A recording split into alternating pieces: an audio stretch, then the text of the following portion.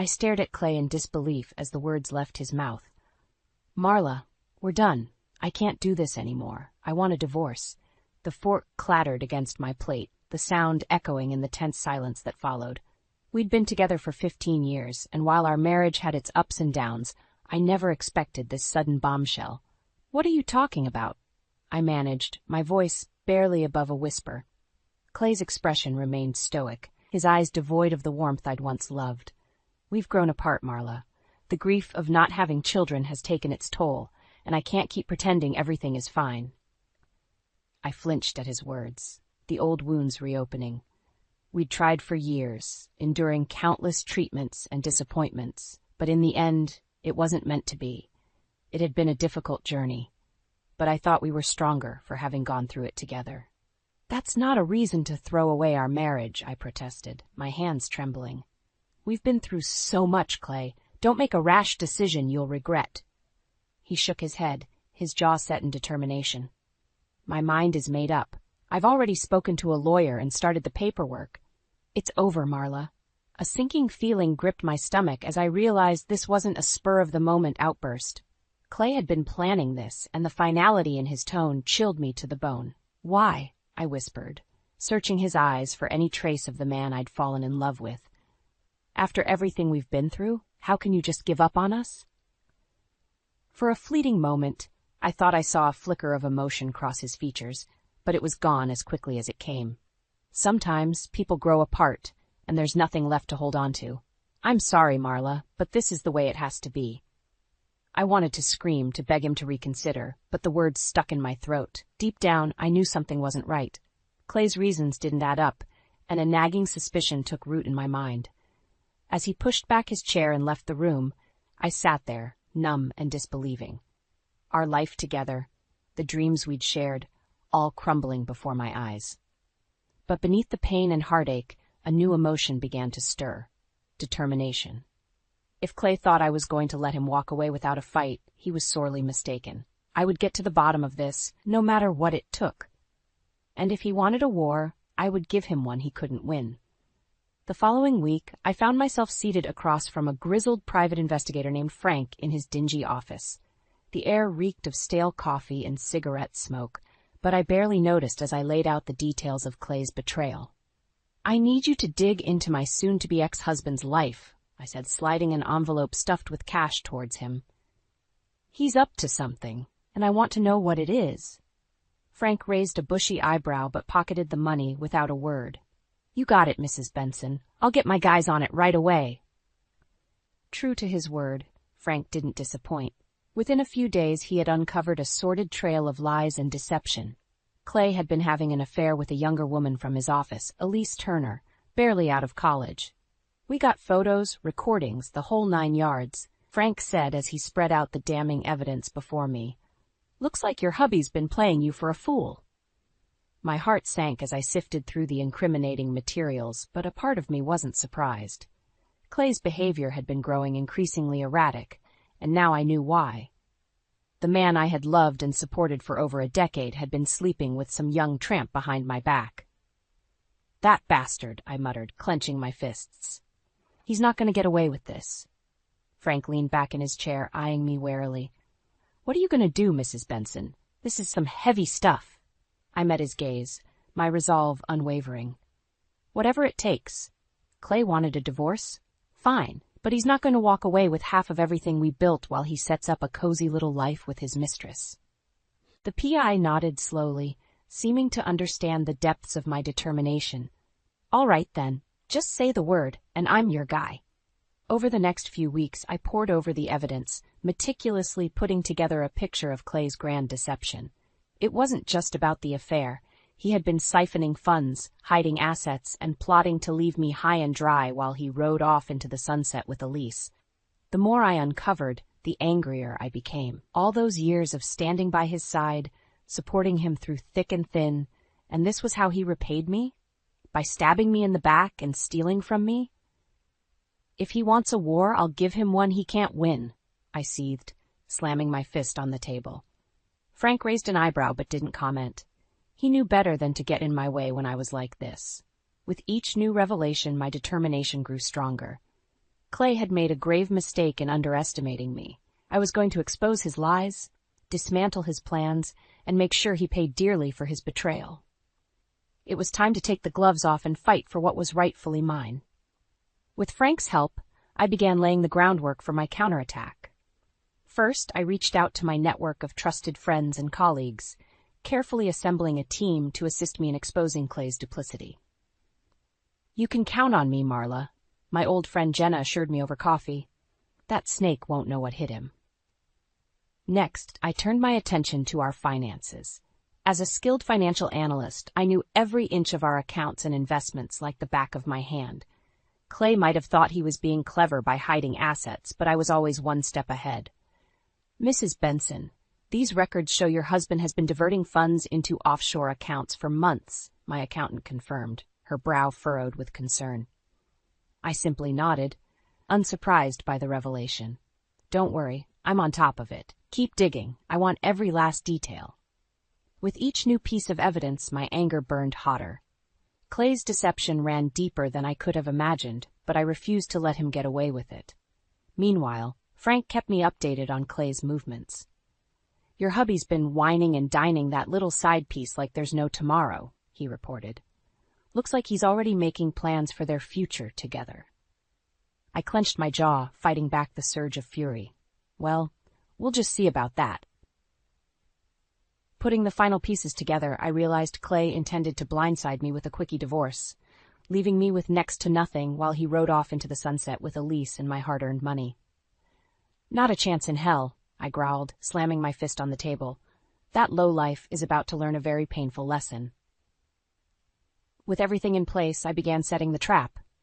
I arranged a family gathering, inviting Clay under the guise of one last attempt at reconciliation. Little did he know, it would be the beginning of his downfall. The night of the gathering, I greeted him with a warm smile, playing the part of the devoted wife to perfection. Clay, the arrogant fool, never suspected a thing. As our relatives and friends gathered around, I waited for the perfect moment. When Clay took a sip of his drink, I cleared my throat, my expression hardening. "Everyone, I have something to share with you all," I announced, holding up a manila envelope. "It seems my dear husband has been keeping some secrets from me." Clay's eyes widened as I began pulling out the evidence: photos, recordings, bank statements. With each damning revelation, his face grew paler. "This is the woman you've been sleeping with behind my back," I spat, tossing a photo of Elise onto the table. "And this is how you've been stealing from me to fund your little affair." The room fell deathly silent as our friends and family looked on in shock and disgust. Clay opened his mouth, but no words came out. I leaned forward, my gaze boring into his. "Did you really think I wouldn't find out, that I'd just roll over and let you walk all over me?" His silence was all the answer I needed. I turned to face our stunned guests. "This is the man you all know and love," I said, my voice dripping with contempt. "A liar, a cheat, and a thief. But mark my words, he won't get away with it. Not this time." As I looked around at the sea of appalled faces, I felt a sense of grim satisfaction. The war had begun, and Clay had no idea what was coming. The fallout from the family gathering was swift and brutal. Clay tried to deny everything at first, but the evidence was overwhelming. He had no choice but to admit to his despicable actions. "How could you do this to us?" my sister Sarah demanded, tears streaming down her face. "After everything Marla sacrificed for you?" Clay hung his head in shame, unable to meet anyone's gaze. Even our oldest friends turned their backs on him, disgusted by his betrayal. As for Elise, the naive little homewrecker was nowhere to be found. Apparently, she had gotten cold feet and fled the moment the truth came to light. "Coward," I muttered under my breath. "She's just as guilty as he is." In the days that followed, I wasted no time in taking the next step. With the full weight of the evidence and public opinion on my side, I filed for divorce, ensuring Clay would get exactly what he deserved. "We're going to bleed him dry," my lawyer, Jessica, stated matter-of-factly. "He won't have a penny left to his name when we're done." I nodded, feeling a grim sense of satisfaction. After everything he had put me through, Clay was finally going to pay the price. The legal proceedings were a brutal affair, with both sides flinging accusations and counterclaims. Clay tried to play the victim, claiming I had entrapped him and violated his privacy. Your Honor, my client was simply a man struggling with the emotional burden of infertility, his lawyer argued. Mrs. Benson's actions were nothing short of vindictive and cruel. I scoffed out loud, drawing glares from the opposing counsel. As if his philandering had anything to do with our inability to have children. It was just another lie, another excuse to justify his selfish actions. When it was my turn, I didn't hold back. With Jessica's guidance, I methodically laid out every sordid detail of Clay's betrayal, from the affair to the hidden assets and offshore accounts. Mr. Benson thought he could cheat me out of my rightful share of our marital assets, I stated, my voice unwavering. He believed he could discard me like yesterday's trash and ride off into the sunset with his young mistress, all while leaving me destitute.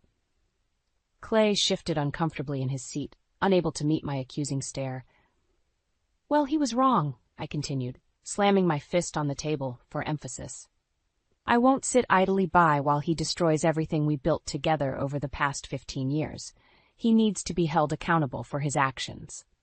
As the proceedings dragged on, it became increasingly clear that Clay's case was crumbling. The evidence against him was simply too overwhelming, and his attempts at playing the victim fell flat. Finally, after weeks of bitter legal battles, the judge delivered his ruling. I'll never forget the look on Clay's face as the verdict was read, a potent mix of shock, anger, and fear.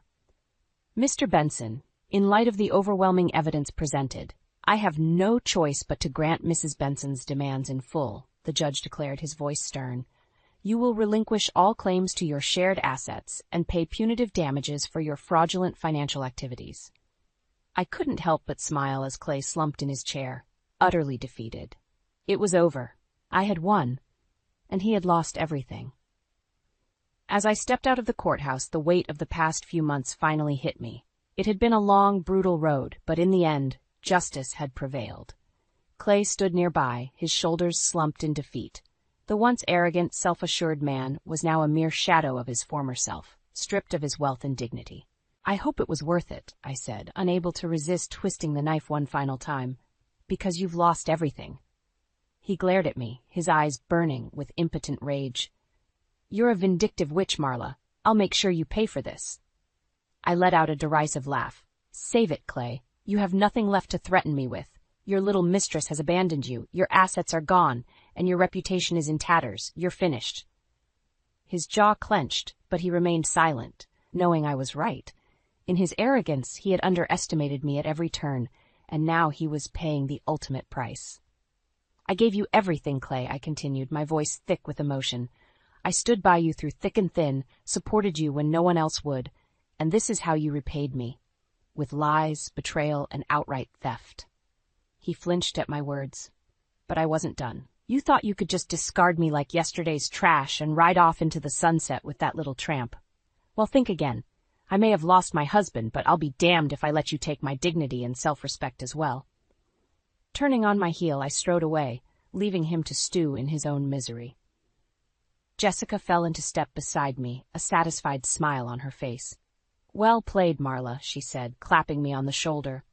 That smug bastard never saw it coming. I allowed myself a small grin. He brought this on himself. I just made sure he got what was coming to him. In the days and weeks that followed, the full extent of Clay's downfall became apparent. With his finances in ruin and his reputation destroyed, he was swiftly cast out of polite society. Even his own family wanted nothing to do with him after learning the truth. As for Elise, the little homewrecker resurfaced briefly, only to slink away in disgrace when she realized Clay was broke and had no future to offer her. I couldn't help but feel a twinge of satisfaction at her disgrace. Slowly but surely, I began to rebuild my life, free from the weight of Clay's betrayal. With my financial security intact and a newfound sense of purpose, I threw myself into my work and reconnected with old friends. It wasn't easy, and there were moments when the pain of everything threatened to overwhelm me, but I remained resolute, drawing strength from the knowledge that I had emerged victorious in the end. As I looked back on that tumultuous chapter of my life, I realized that sometimes the only way to move forward was to burn everything to the ground and start anew. Clay had forced my hand, and in doing so, he had sealed his own fate. I had lost a husband, but in the process, I had regained my self-respect and agency, and for that, I would be forever grateful, no matter the cost. The courtroom was thick with tension as the final round of legal proceedings commenced. Clay sat across the aisle, his expression a mask of barely contained fury. Your Honor, the evidence we have presented clearly shows that Mr. Benson engaged in a pattern of deceit and fraudulent financial activities, Jessica stated, her voice ringing out. He willfully concealed assets, diverted funds, and intended to leave my client destitute. I watched as Clay's lawyer whispered furiously in his ear, no doubt trying to formulate a defense. But it was too late. We had them cornered. Furthermore, Jessica continued, we have uncovered proof that Mr. Benson misappropriated company funds and engaged in insider trading to further his own personal agenda. A murmur rippled through the gallery as Jessica presented the damning evidence, bank statements, emails, financial records. Clay's calm facade began to crumble as the weight of his misdeeds came crashing down. You lying bitch, he exploded, surging to his feet. You're making this all up. The judge pounded his gavel, restoring order. Mr. Benson, control yourself or I'll have you removed from this courtroom. Clay's lawyer tugged at his sleeve, urging him to sit, but the damage was done. His outburst had only further cemented the perception of his guilt. As the proceedings continued, more and more of Clay's shady dealings came to light.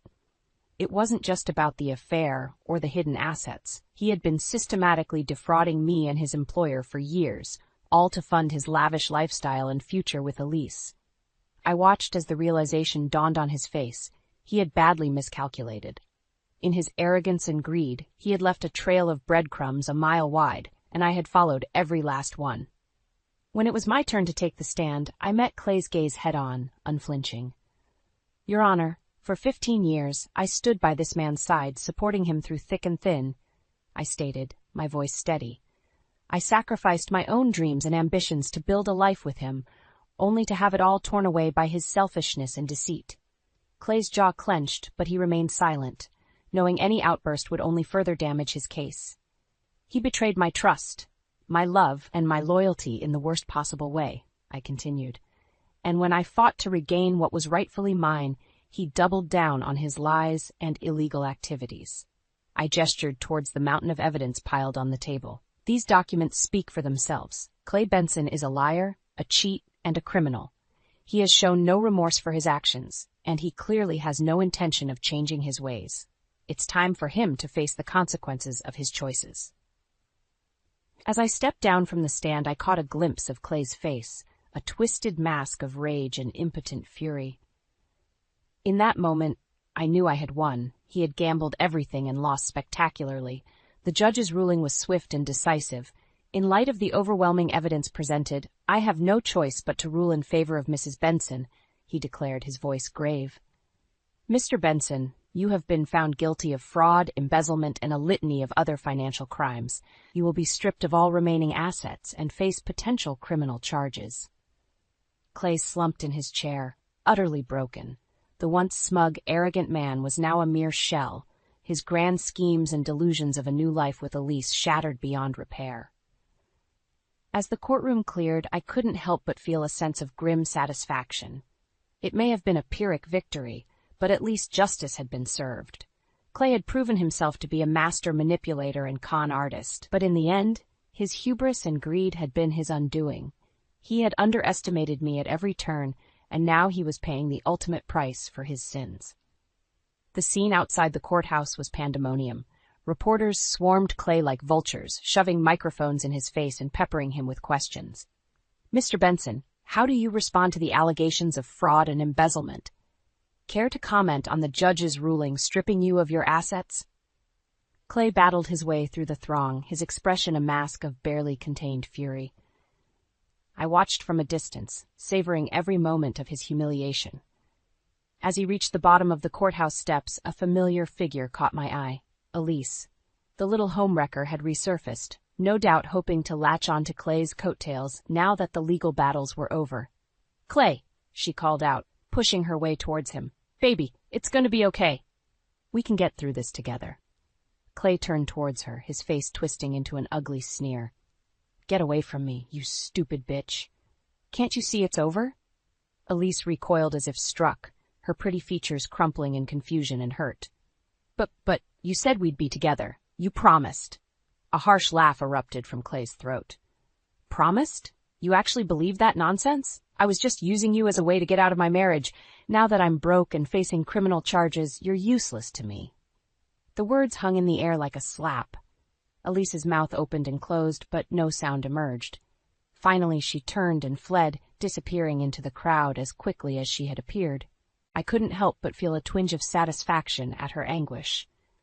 She had been just as complicit in Clay's schemes as he was, a willing accomplice in exchange for the promise of being his sugar baby.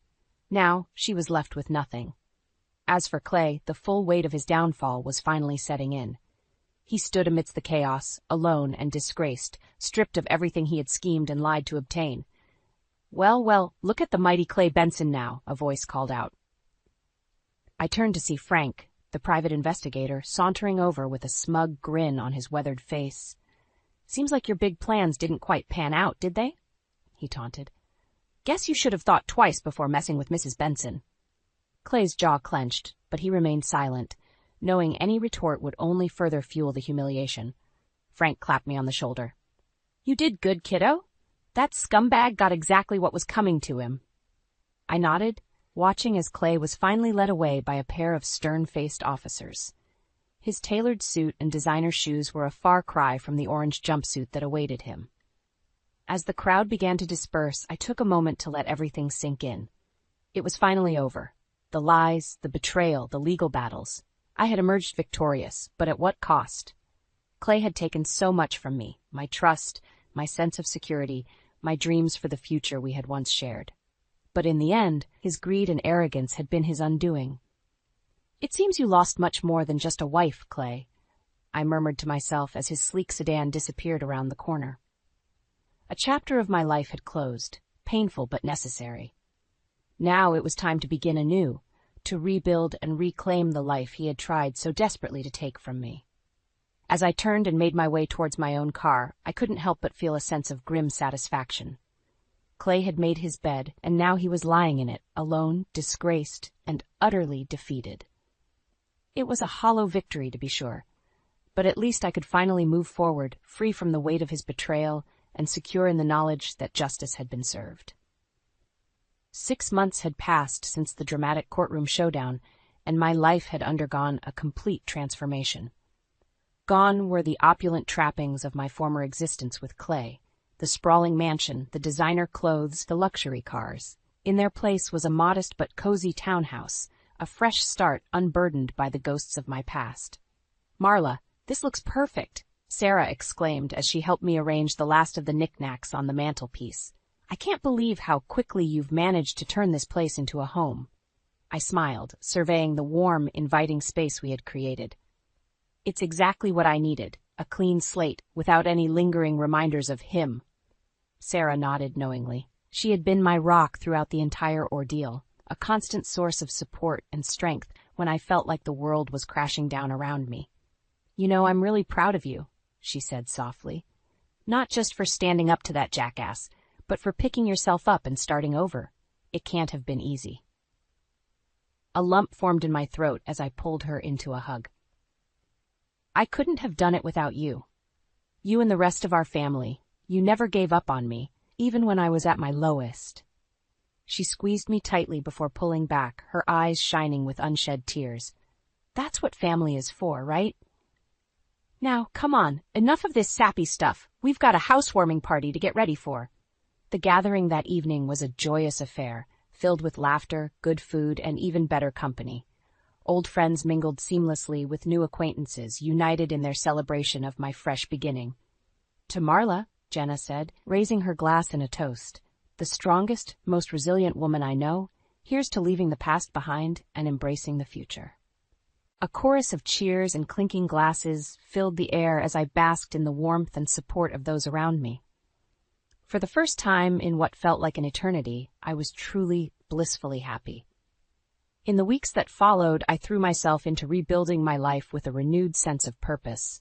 I invested in a small business venture, using my financial skills to help turn it into a flourishing success. The work was challenging, but rewarding, providing me with a much-needed sense of accomplishment and independence. "You're really killing it, you know that?" Frank commented one evening over drinks. "Half the folks in this town are singing your praises these days."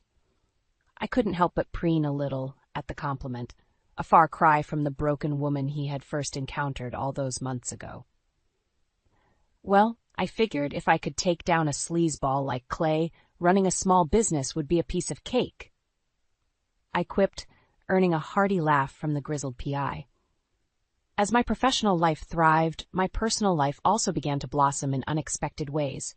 A handsome new client named Daniel had caught my eye, and after a few tentative coffee dates, I found myself genuinely looking forward to our meetings. "You seem different lately," Sarah observed one evening as we shared a bottle of wine. "Happier, more like your old self again."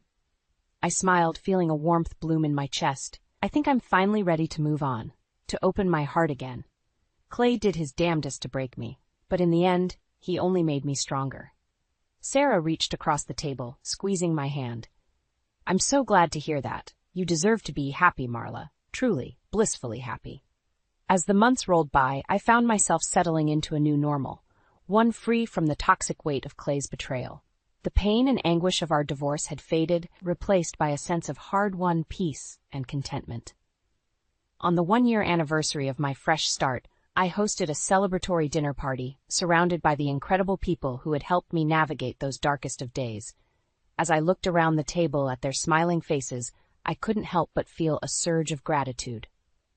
"Sometimes, starting over is the best outcome," I said, raising my glass.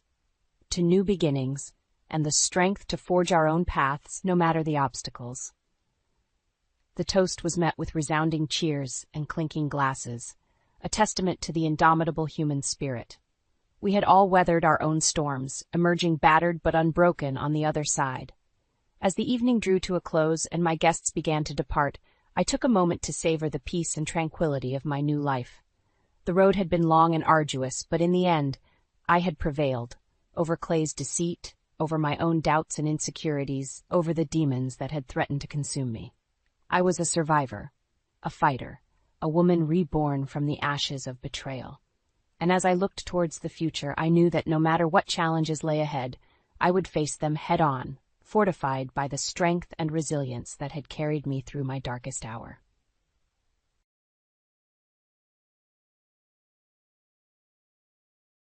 This is the truth.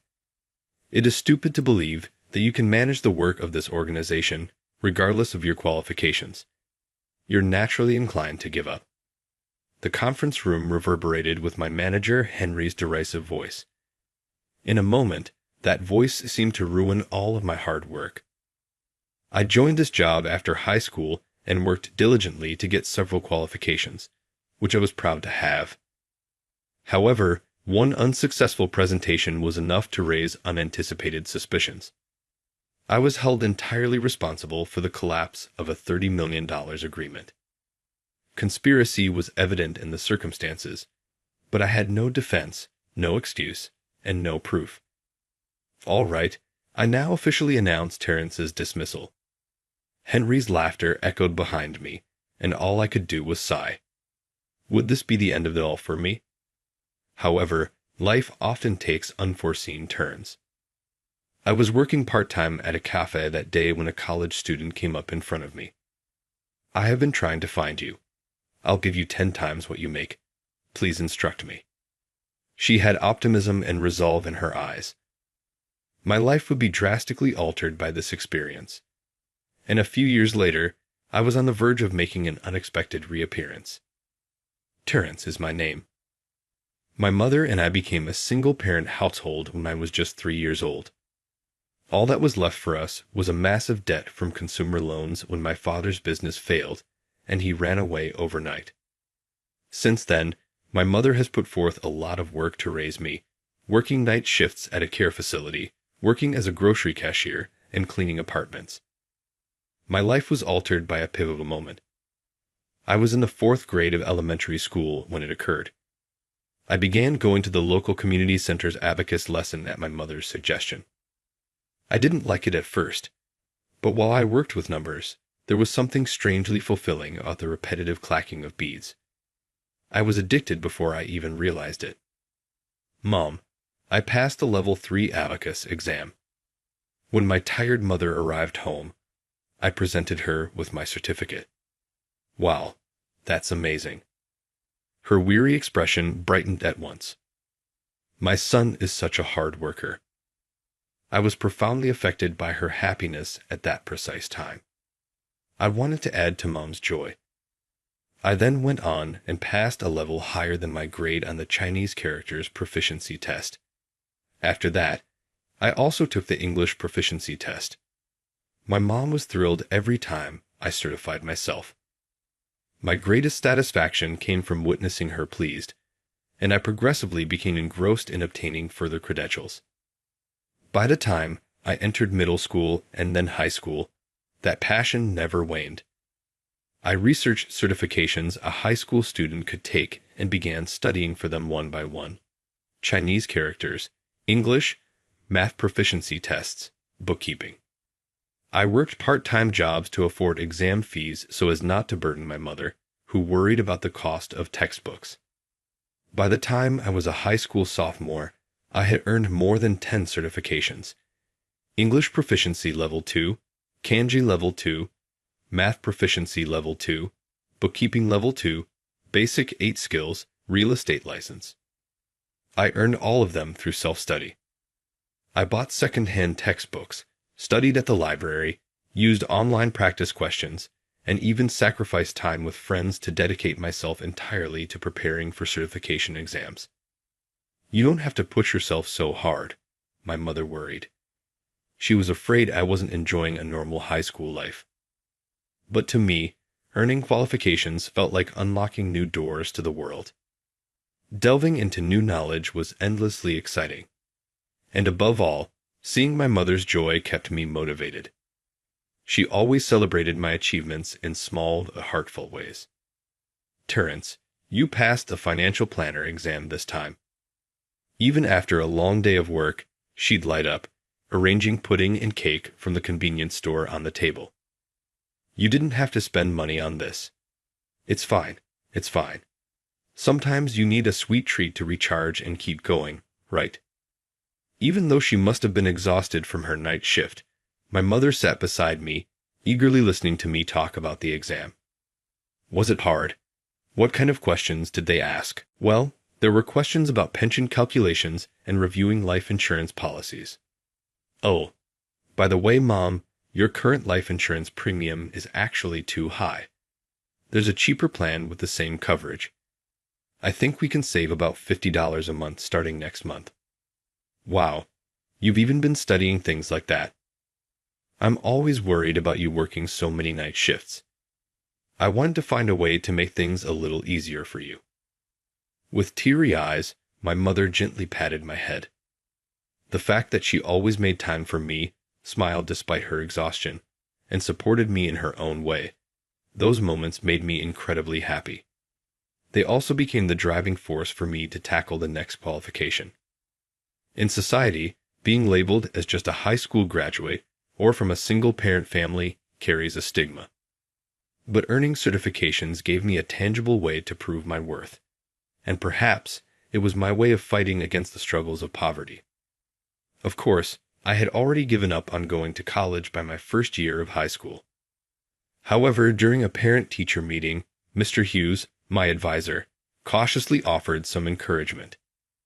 With grades like yours, Terrence, you could aim for a recommendation if you wanted. My mother turned to me, silently waiting for my response. Though she didn't say it aloud, her eyes conveyed the unspoken message. I'm sorry. It was difficult to come up with the money for higher education. Scholarships were an option, but I couldn't imagine being able to repay the loans.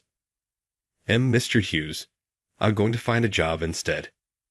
The sad look in Mr. Hughes's eyes and the apologetic expression on my mother's face are still etched in my memory.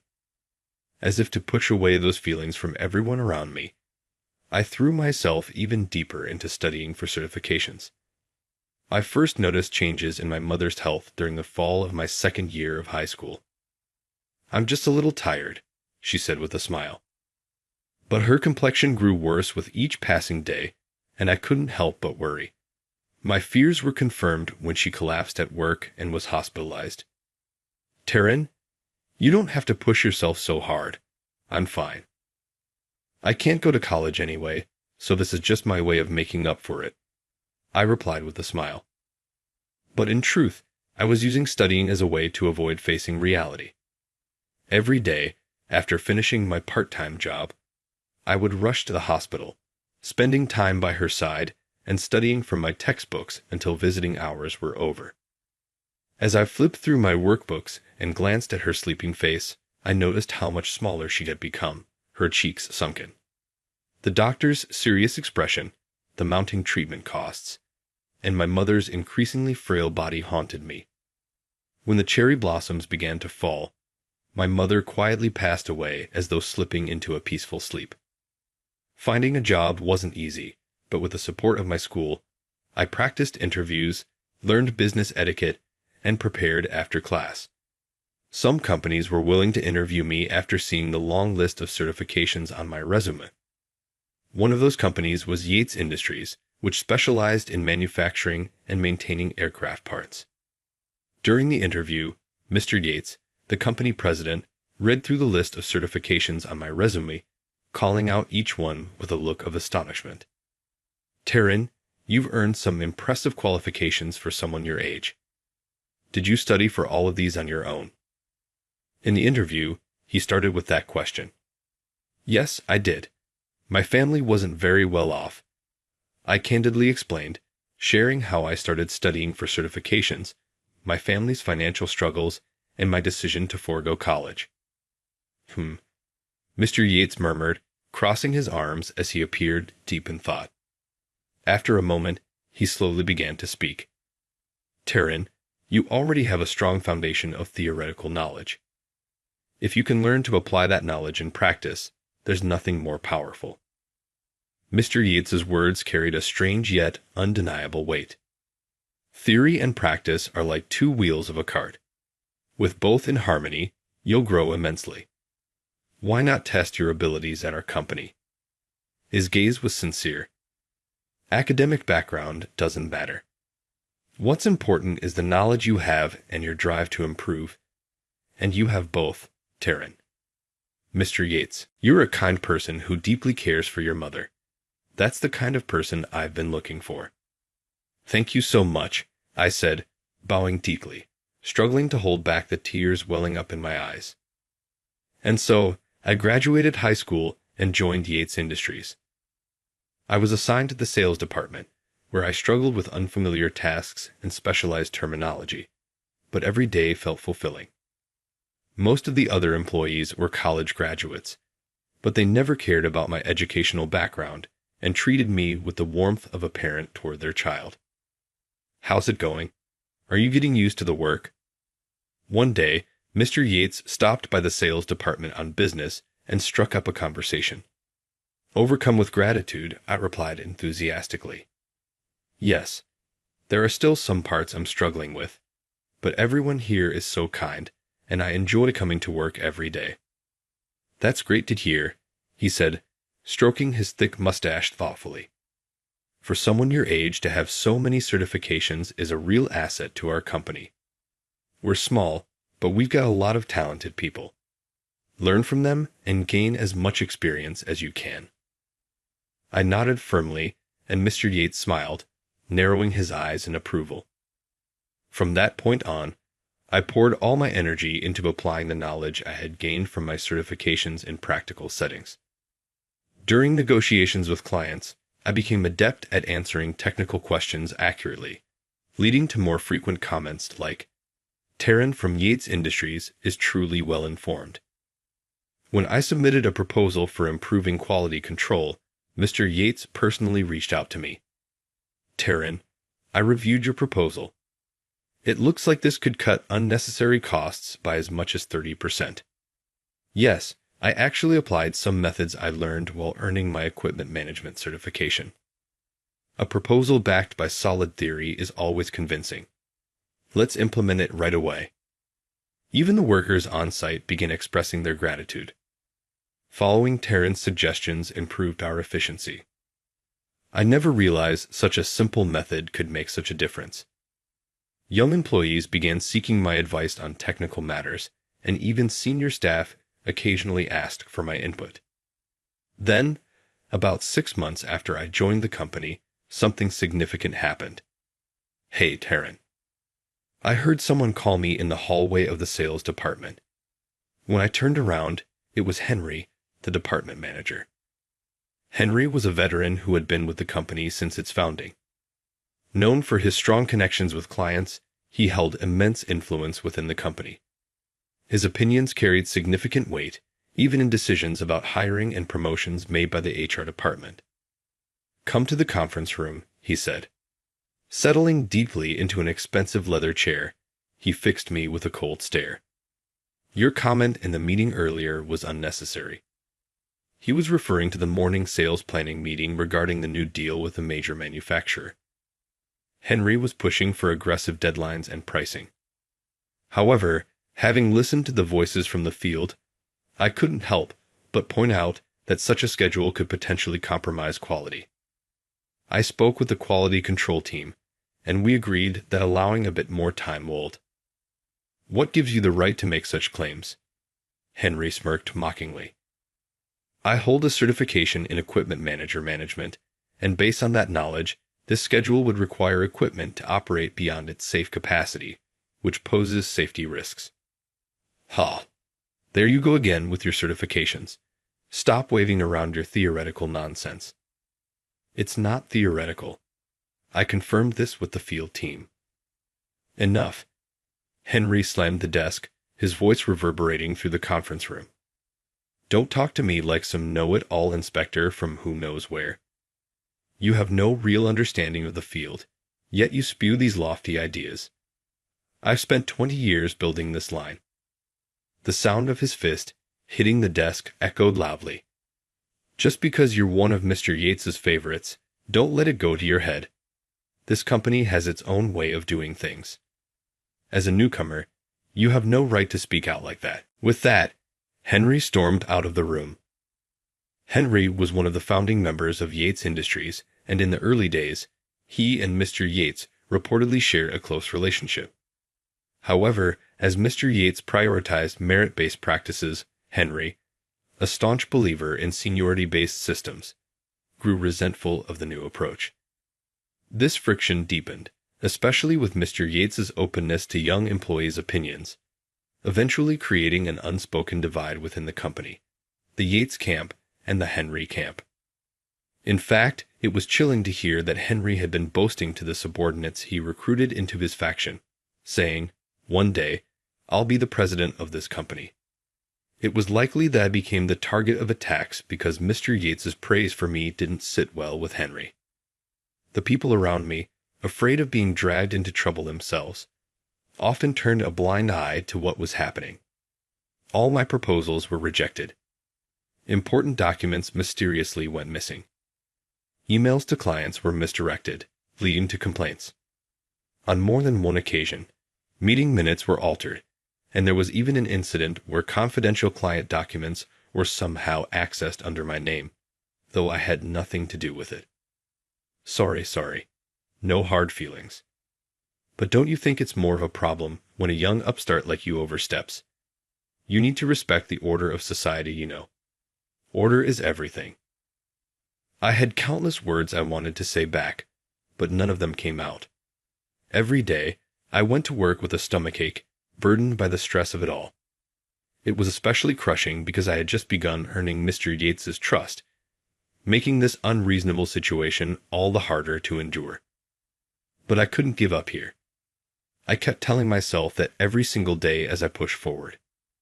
Then, 3 months after the harassment began, the moment arrived. It was during a negotiation with a major airline.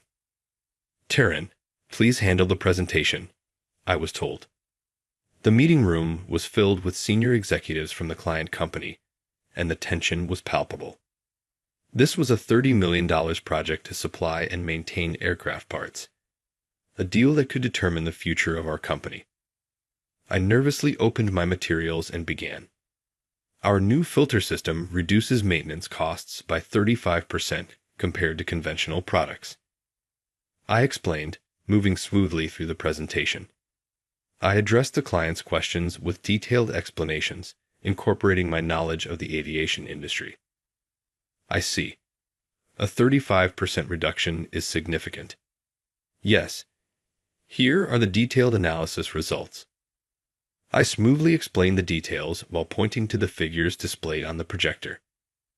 I actually visited your factory 3 times last month and had detailed discussions with your staff on site.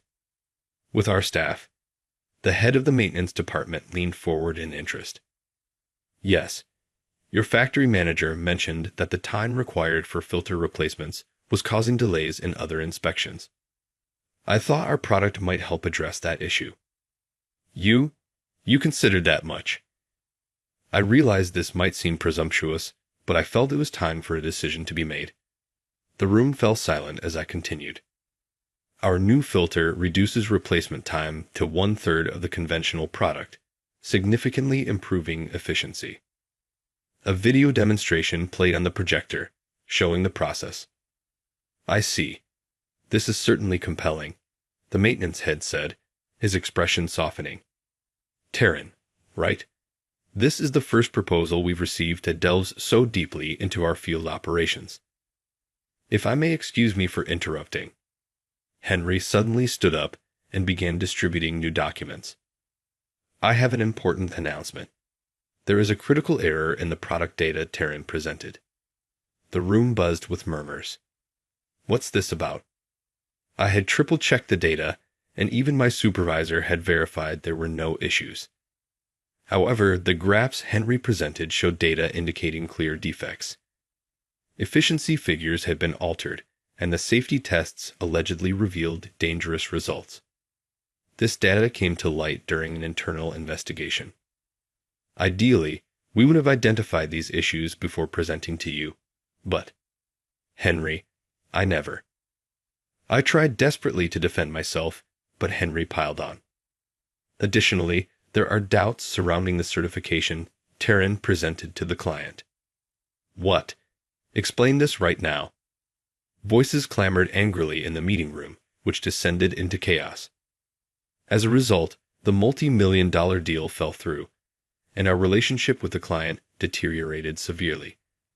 Naturally, the company's reputation took a significant hit, and I was held responsible for the damage, ultimately receiving a recommendation to resign. This is the reality. No matter how many qualifications you have, with only a high school diploma, thinking you can handle this company's work is naive. It's only natural for you to leave.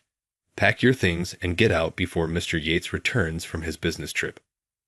Henry delivered his harsh words with a triumphant smile, showing no mercy.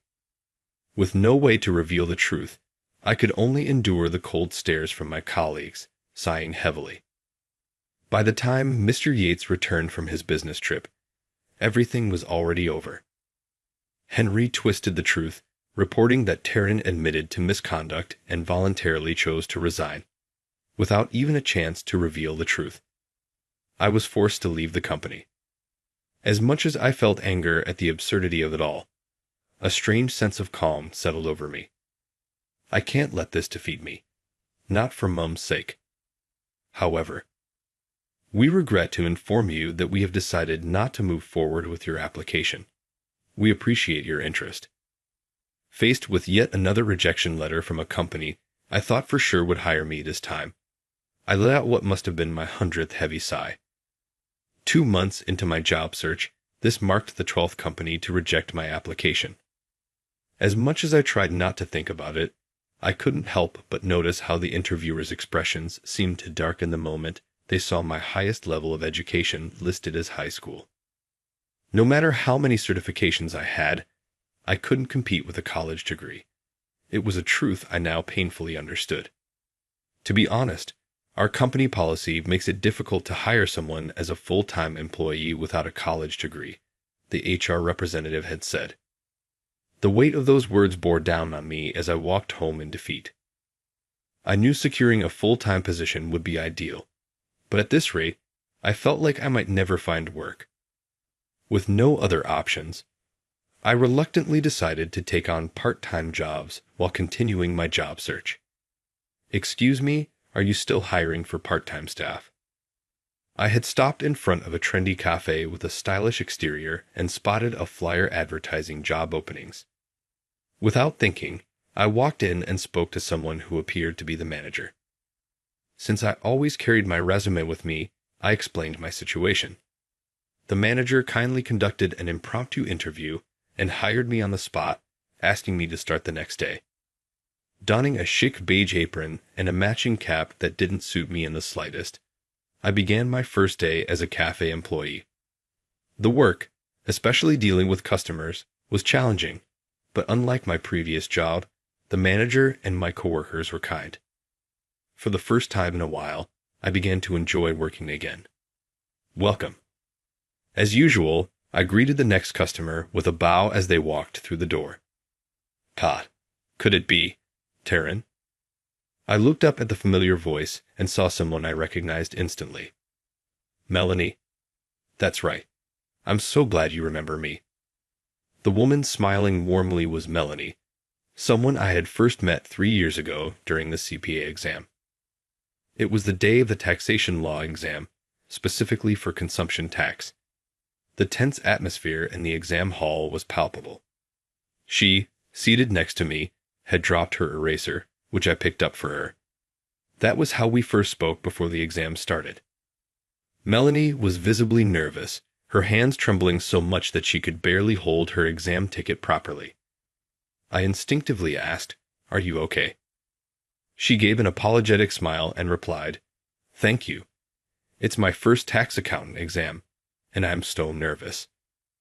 "I'm nervous too, but I'm sure everyone feels the same. Let's do our best together." When I said that, she looked visibly relieved. Since then, we kept running into each other at the same exam venues for certifications like the FP Skills Test and the IT Specialist exam. By chance, we were often seated near each other, and over time, we became a source of mutual encouragement. After every exam, we would almost always end up at a nearby cafe, discussing study methods or debating particularly tough questions. She had told me she was studying business administration at university while also working hard to earn certifications.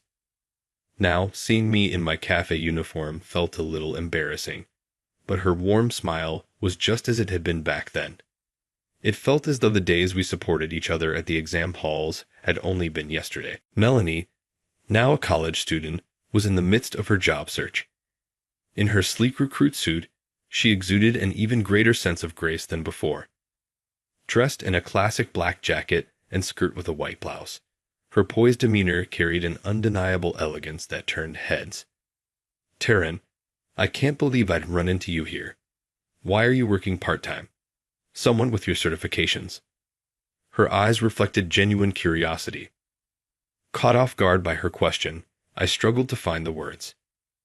How could I explain that I was framed by my manager and forced out of my job? I couldn't bring myself to share such a pathetic truth. "Well, you see, it's just that. Excuse me." A call came from a table in the back, breaking the tension. I gave a quick nod to Melanie, relieved by the interruption. "Please excuse me." For the rest of her visit, I focused on my work, making a point not to look in her direction.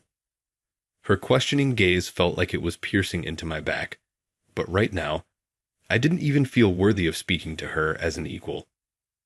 Once, we had encouraged and pushed each other to improve. But now, rather than revealing the miserable truth about my life, I preferred to keep interacting with her as just a cafe worker. I didn't want to expose any more of my downfall in front of Melanie. "See you tomorrow," I said as I finished my shift and prepared to leave through the back room. "Taryn." "Whoa, Melanie," I exclaimed, startled to find her waiting for me.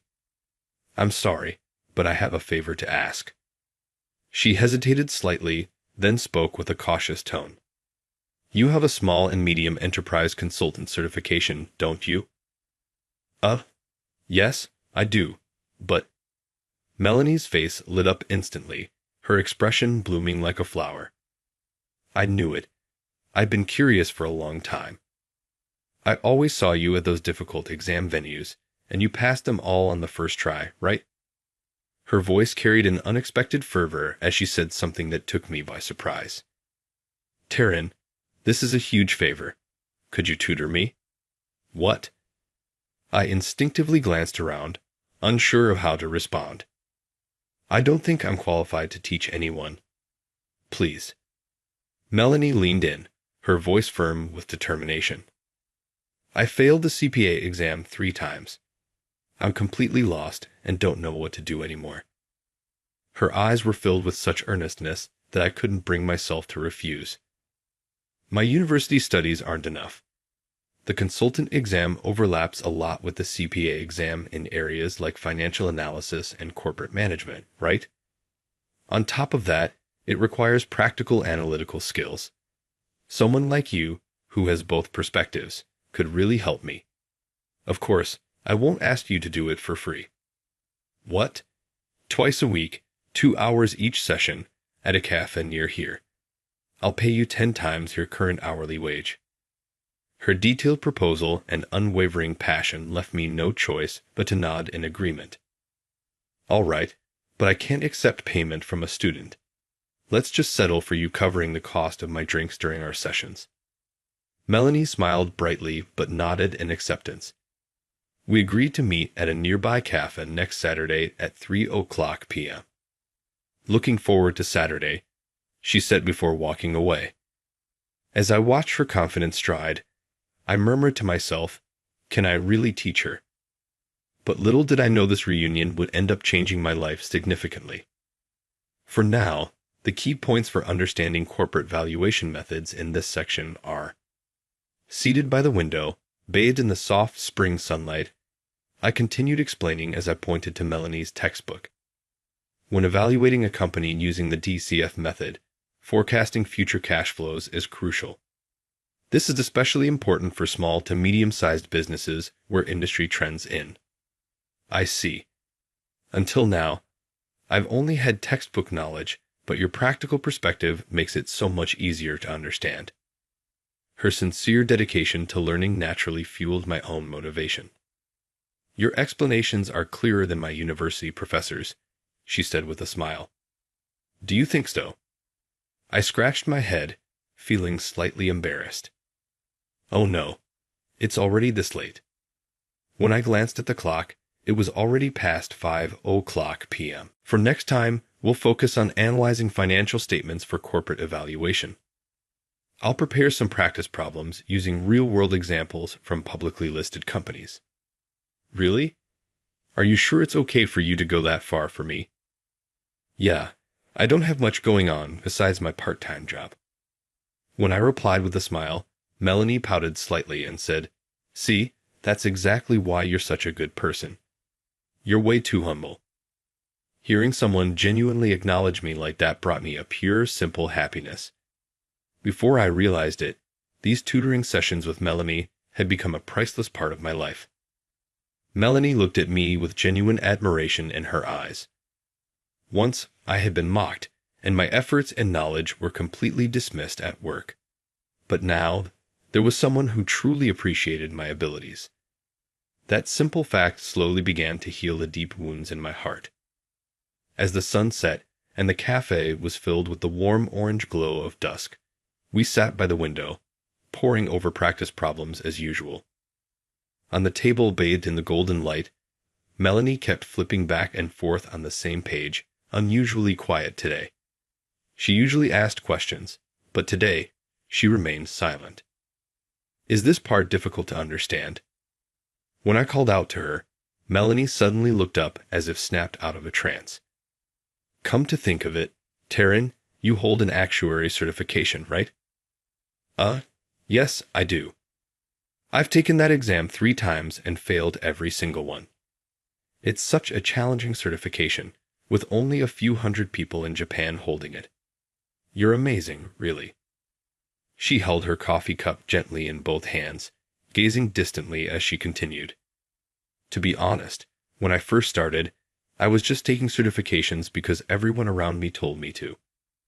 My parents would say, If you want to get into a top-tier company, you need certifications. But deep down, I thought certifications were pointless. She smiled shyly and said, "But you know, there was someone I kept seeing at the exam venues. That person was always studying so hard, solving problems even during breaks. Watching them, I thought, I don't want to lose to this person. I ended up seeing you as my rival, Taryn, without even realizing it." She chuckled softly as she spoke. Then, strangely enough, I started enjoying it. I'd set goals like mastering this section by the next exam or fully understanding a particular problem. Before I knew it, I was studying with all my heart. Melanie paused for a moment, her expression turning serious. I was born into a pretty fortunate family, prestigious private schools, a top-tier university. Honestly, I could get by without much effort in an environment like that, so I never really had the experience of dedicating myself to something with everything I had. She gazed out the window, her voice soft but steady. But watching you, Taryn, I realized something. The importance of working hard, struggling, and persevering no matter what. Up until now, I was just walking along the path that was laid out for me. But I've learned that climbing up on your own strength is so much more meaningful. She turned to face me, her clear eyes meeting mine. Studying with you has been so enjoyable. Every time I gain new knowledge, it feels like my world is expanding. And now, I truly understand how invaluable the time spent giving your all can be. A faint blush spread across her cheeks as she smiled gently. That's why. Thank you. Thanks to you, I feel like I've grown little. I didn't know how to respond to her words. I could only look at Melanie, who seemed to be glowing before my eyes. I could feel that something inside her was indeed changing. A month later, our study sessions continued as usual. While waiting for her, I heard her familiar voice from above. "Sorry for being late." "No worries." Huh. When I looked up, I saw Melanie standing, slightly out of breath, accompanied by an elegant elderly woman in a refined kimono. "Actually, I brought my grandmother with me today," Melanie said with a slight blush, looking a little embarrassed as she continued. "I'm really close to her, and I've been telling her all about you, Terence."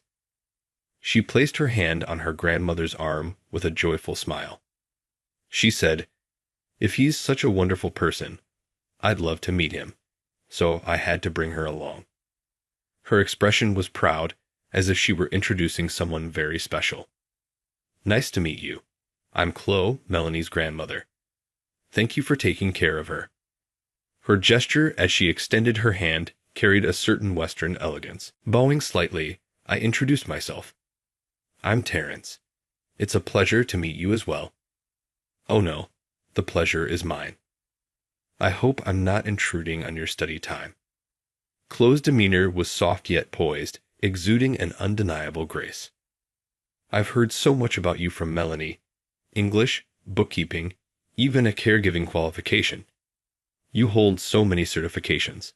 I'm impressed." "Thank you, but I don't think I'm worthy of such praise." Before I could finish, Chloe's expression suddenly changed. Her face tightened with a hint of discomfort, suddenly turning pale as she seemed on the verge of collapsing. "Grandma." Melanie rushed to support her, panic evident in her voice. "I'm fine, just a little tired. I pushed her too much. What should I do?" Melanie's voice was trembling. "Chloe, please take a seat," I said in a calm voice, discreetly helping her into a chair. From my time caring for my mother, I had developed the habit of always carrying a blood pressure monitor. I quickly retrieved it from my bag and wrapped the cuff around Chloe's wrist. "Should we call an ambulance?" Melanie asked anxiously. But I shook my head gently. "It's okay, let's check her vitals first." While taking her blood pressure with practiced ease, I simultaneously checked her pulse on her other wrist. The paramedic training I completed during my mother's caregiving days was coming in handy here. "Her blood pressure is slightly elevated, but it's not an emergency." "Thank goodness." Melanie sighed with visible relief. I have a chronic condition and was prescribed nitroglycerin by my primary doctor. I'm sorry for causing trouble like this. It's no trouble at all. Just take it easy and rest. Chloe's breathing steadied, and her complexion gradually began to improve. My apologies, truly. This was meant to be a pleasant meeting, and I ended up causing you so much concern. Please don't worry about it. I'm just glad it wasn't anything serious. Make sure to visit your doctor soon for a follow-up. Yes, I will. As she said this, Chloe gazed intently at me. Her eyes held a warmth that felt nostalgic, as if remembering something dear from long ago. I thought so. You're Sophia's son, aren't you? The mention of that name made my heart leap. I couldn't believe I had encountered someone who knew my mother in such an unexpected place. Yes, Sophia is my mother, I replied, my voice trembling slightly.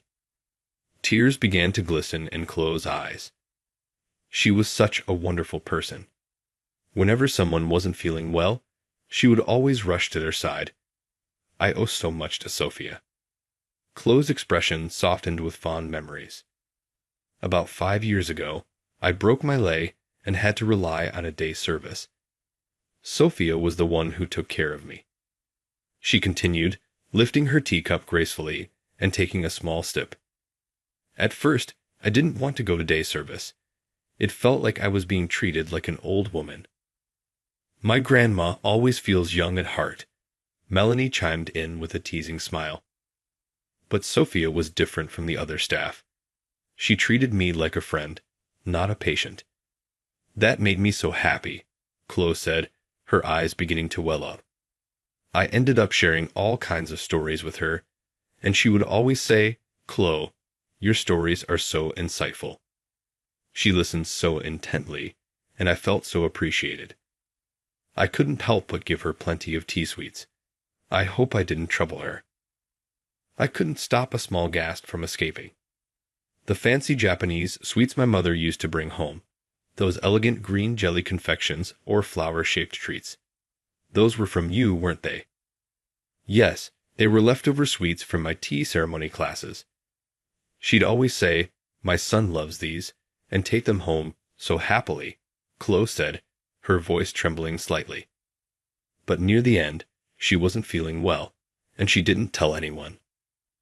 My mother never wanted to burden others. One day, she just stopped coming, and the next time I asked about her. Melanie gently took Chloe's hand in hers.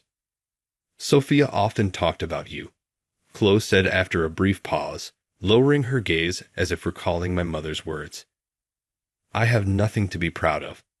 I work night shifts and juggle part-time jobs, yet I still can't provide my child with a decent life. I feel so ashamed as a mother. Her words squeezed my chest with sharp pain, but Chloe continued. But if there's one thing I'm proud of, it's Terrence. My vision blurred as tears welled up. I can't give him the kind of support a mother should, but even so, he works so hard, earning certification after certification. Late into the night, he's always studying with his books open. Watching Terrence's determination makes me feel like I need to work hard too. It makes me believe we can't let poverty defeat us. He's my light. I tried to hold back the tears, but they streamed down my face uncontrollably. Mom. Until the very end, she was proud of you, Chloe said. Terrence might have been unlucky to have a mother like me, but when I see how hard he works, I feel truly grateful for the life I was given. Melanie wiped at her eyes, clearly moved. Chloe continued speaking softly. She was such a wonderful mother, and that love and pride she had for you have clearly shaped who you are today. When I saw how you cared for me earlier, I felt deeply reassured. I'm so glad I had the chance to meet you, Chloe. I nodded slightly, wiping my eyes with a handkerchief. My mother's love and pride still lived on within me as vividly as ever. I had never felt that truth as clearly as I did at this moment. Chloe straightened her posture and looked at me with a composed expression. Melanie mentioned you're working part-time at a cafe now. Her words made me lower my eyes in shame. What happened with all those certifications? How did you end up here? Her voice was filled with a genuine kindness that made it impossible to feel defensive. I thought perhaps, if there's any way I could help. No. I'm so sorry for troubling you, I stammered, bowing deeply. I felt embarrassed and unworthy, burdening someone connected to my mother. But Chloe smiled softly, her expression filled with understanding. Sophia truly helped me back then. She treated me as a person, not just an old woman. Now, it's my turn to give back. Her words brought an image of my mother's gentle smile flooding into my mind. She had always practiced kindness and compassion so naturally, just as Chloe was now offering me.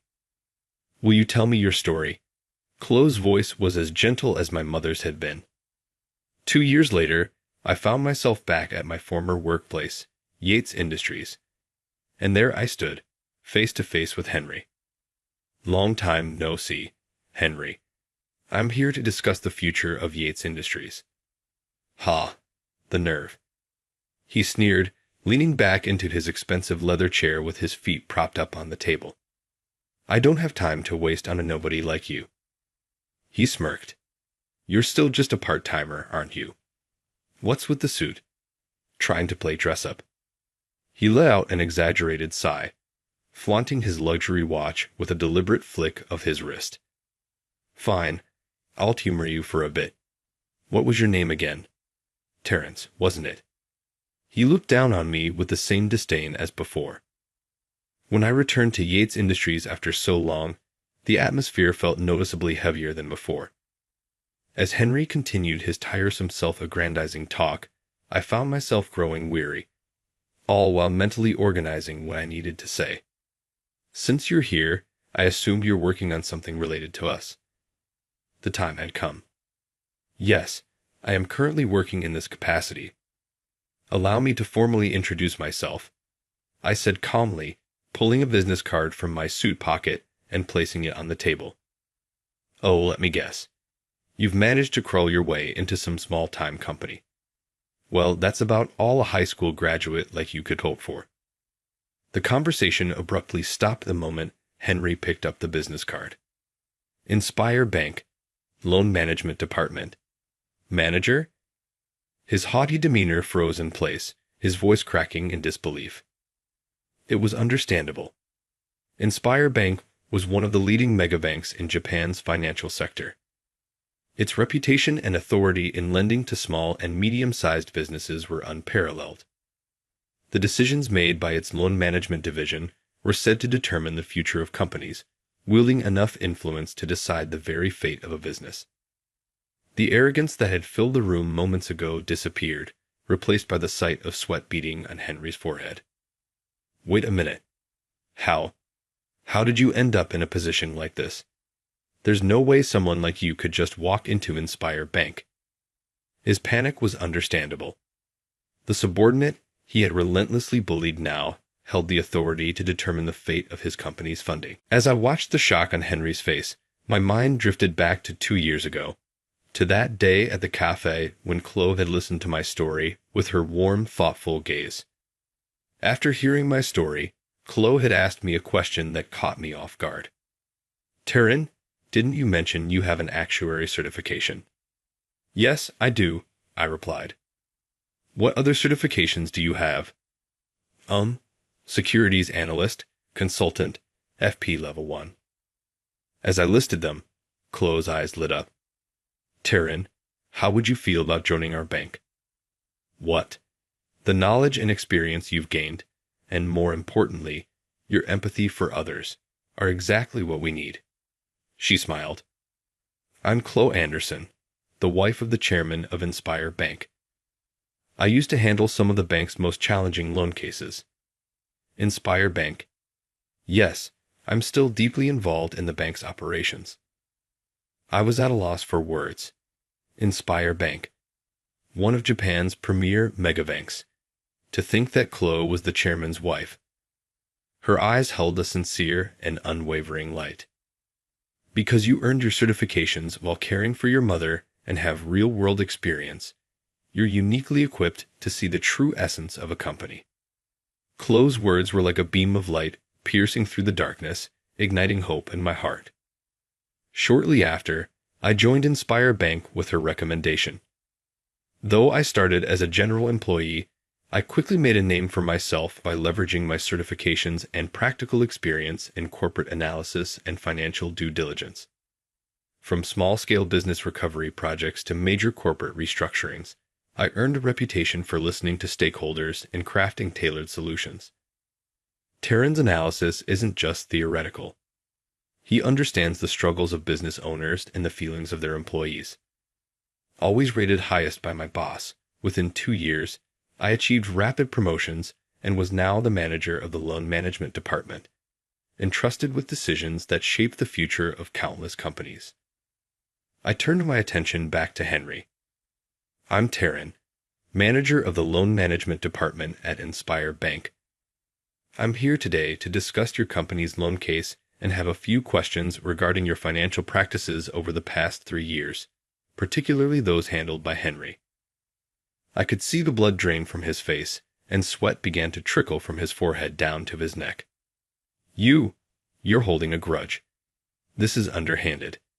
Do you think this kind of abusive power will be tolerated? Spittle flew as he shouted, but I remained calm. No, this is purely business, I replied firmly. At that moment, the conference room door swung open. What's going on here, Mr. Yates? Henry's bravado crumbled as he turned to see the company president enter, clearly flustered. I got a call from Taryn earlier. He told me there was something critical about the loan case, so I cut my business trip short to be here. Mr. Yates, he's just bluffing. It's a waste of time to take him seriously.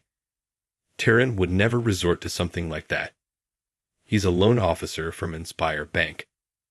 Now let's hear what he has to say, Mr. Yates replied firmly, sinking deeply into his chair. I opened my bag calmly, taking out the documents and arranging them on the table. Could you please explain this document? This is, Henry stammered, struggling to find words.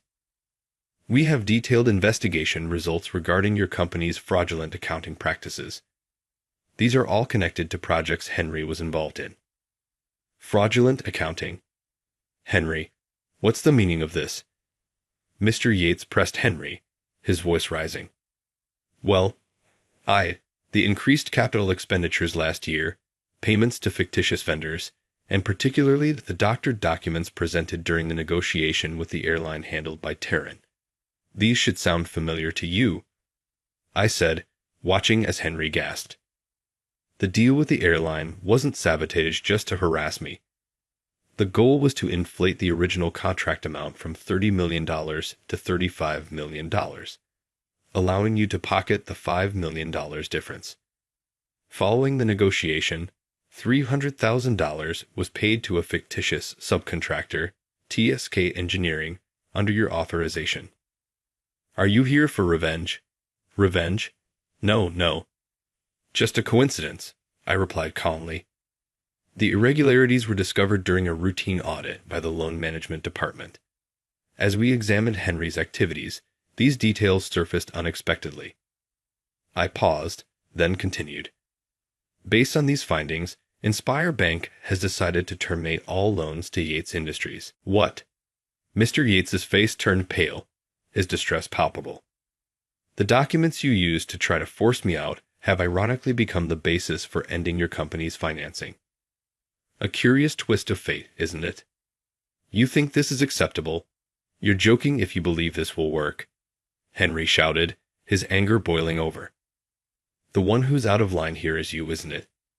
I maintained a firm tone as I pulled out another set of documents. These are legal opinions from our attorneys stating that your actions warrant further legal action. Mr. Yates buried his head in his hands. What an irreparable mess. Suddenly, Henry lashed out in desperation. It was all Mr. Yates's orders. The fraudulent accounting, the shady financial transactions. He's the one who instructed me. What nonsense! Mr. Yates stood abruptly, his voice filled with anger. Don't you see? Mr. Yates told me to make the numbers look good at any cost, so I simply followed his orders. Even the data I falsified for the airline deal was done to align with his directives. That's a lie. It's all Mr. Yates's doing. I was just his puppet. There must be evidence, like his stamp on the documents. That's enough. I quietly brought out a new stack of evidence. We have comprehensive proof of Henry's fraudulent transactions carried out independently. Henry froze, his body stiffening at my words. You underestimated me, didn't you? But as a certified bookkeeping specialist, I identified your irregularities long ago.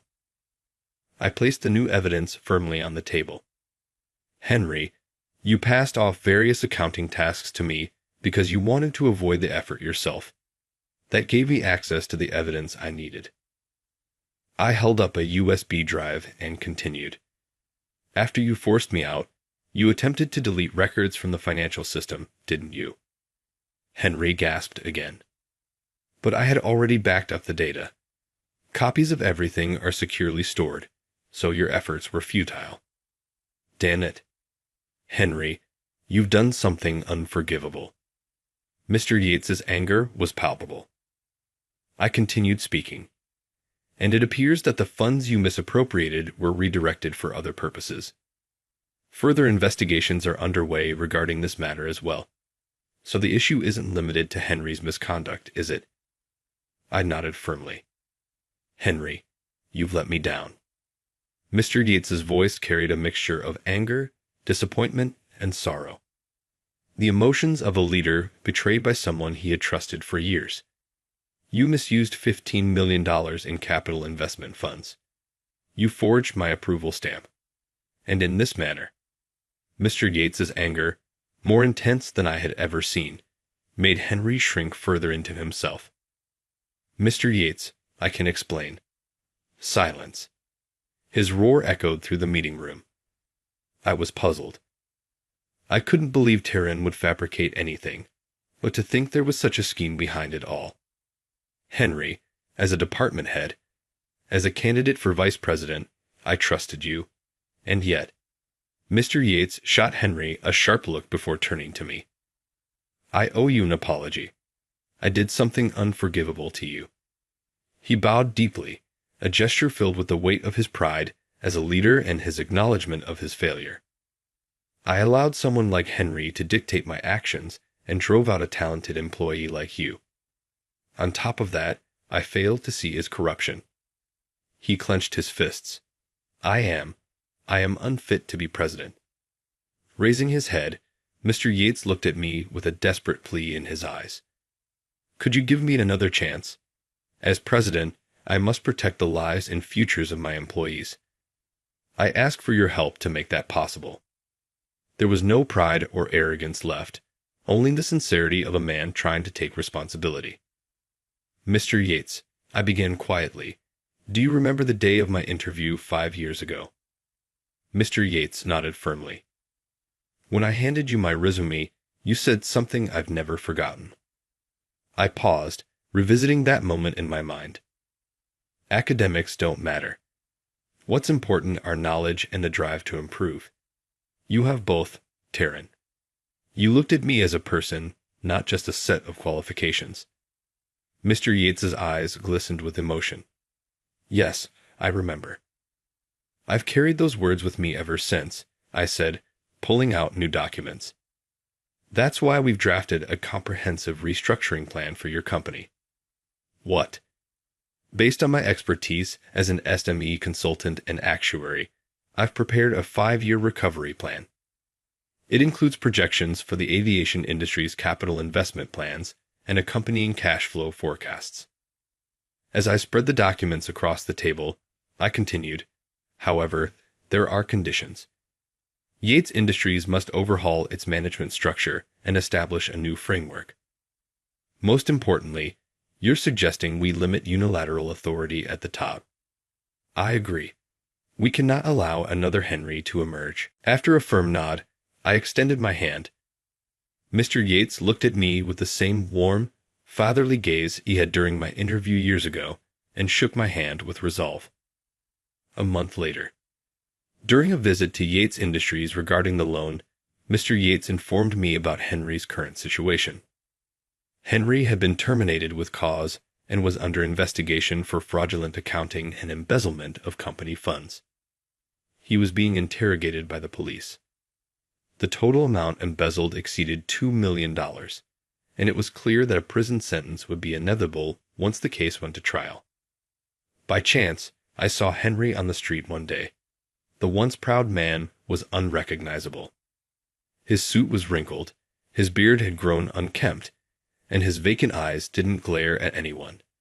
They simply stared into the void. Later, Henry was sentenced to prison, and the court ordered him to pay damages to the company. After his release, no one knew where he went. Meanwhile, Yates Industries began its journey toward renewal. As the president, I failed to recognize the flaws in our company's culture. Henry's actions caused undue stress to everyone here. I know an apology can't undo the damage, Mr. Yates said, bowing deeply to the assembled employees. Not a word was spoken. The employees waited for what he would say next. Slowly, Mr. Yates raised his head and looked at each of them in turn. From this moment, we must change together. Thus, Yates Industries launched a new office for corporate reform to spearhead a comprehensive transformation. The Reform Office brought together young and mid-career employees from various departments to propose practical improvements, ranging from streamlining workflows to simplifying approval processes. One of the highest priorities was implementing a new accounting system to prevent fraud. Spending above a certain threshold required multiple approvals, and transaction records were fully digitized to ensure traceability. The unilateral authority of department heads was also restricted, and a system was established where critical decisions required oversight from multiple parties.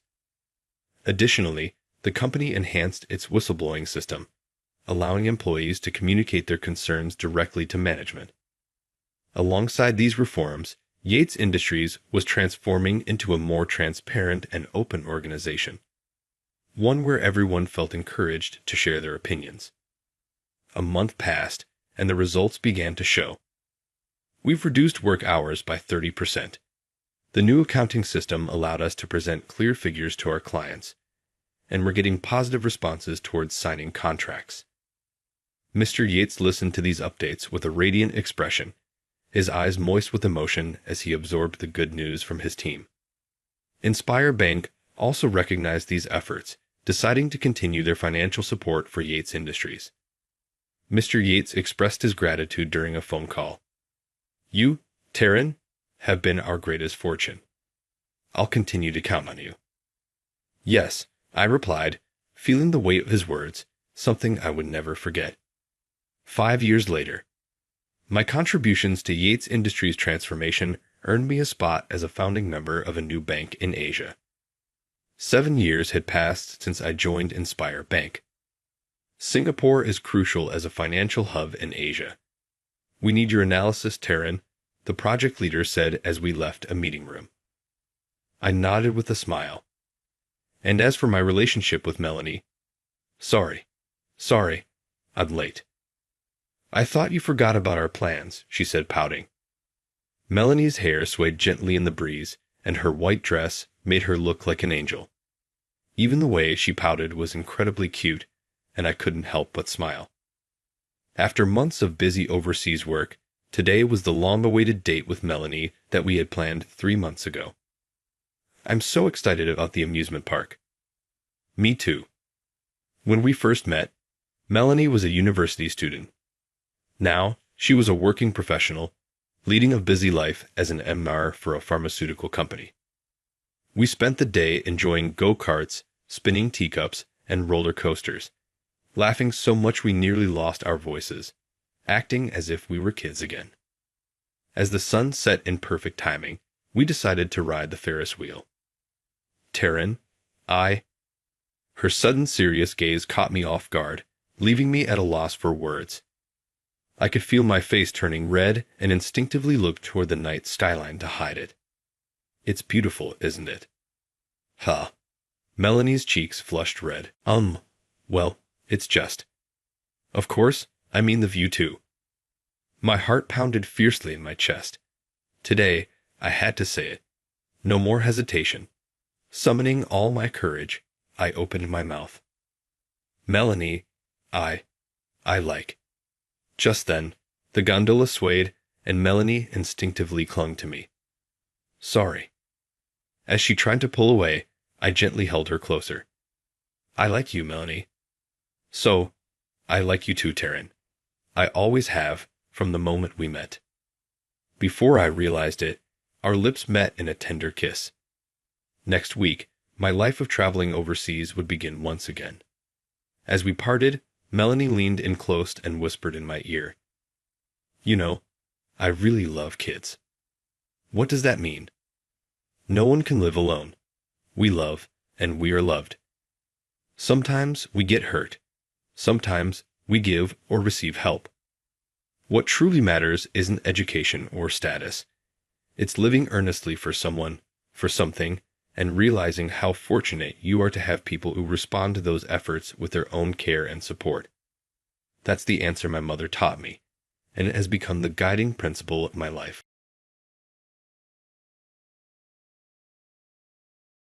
I am the leader of the Thompson Group, and my name is Ryan. My wife and I are going to a wedding today. When she was younger, my wife would frequently play with the bride, who is the daughter of an executive in the Thompson Company. She is almost like a daughter to my wife. I'm really excited to see how stunning she will look as a bride. My wife and I arrived well before the reception started time because we had been anticipating this day. We spoke in the lobby until the venue opened. Then I heard my name being called.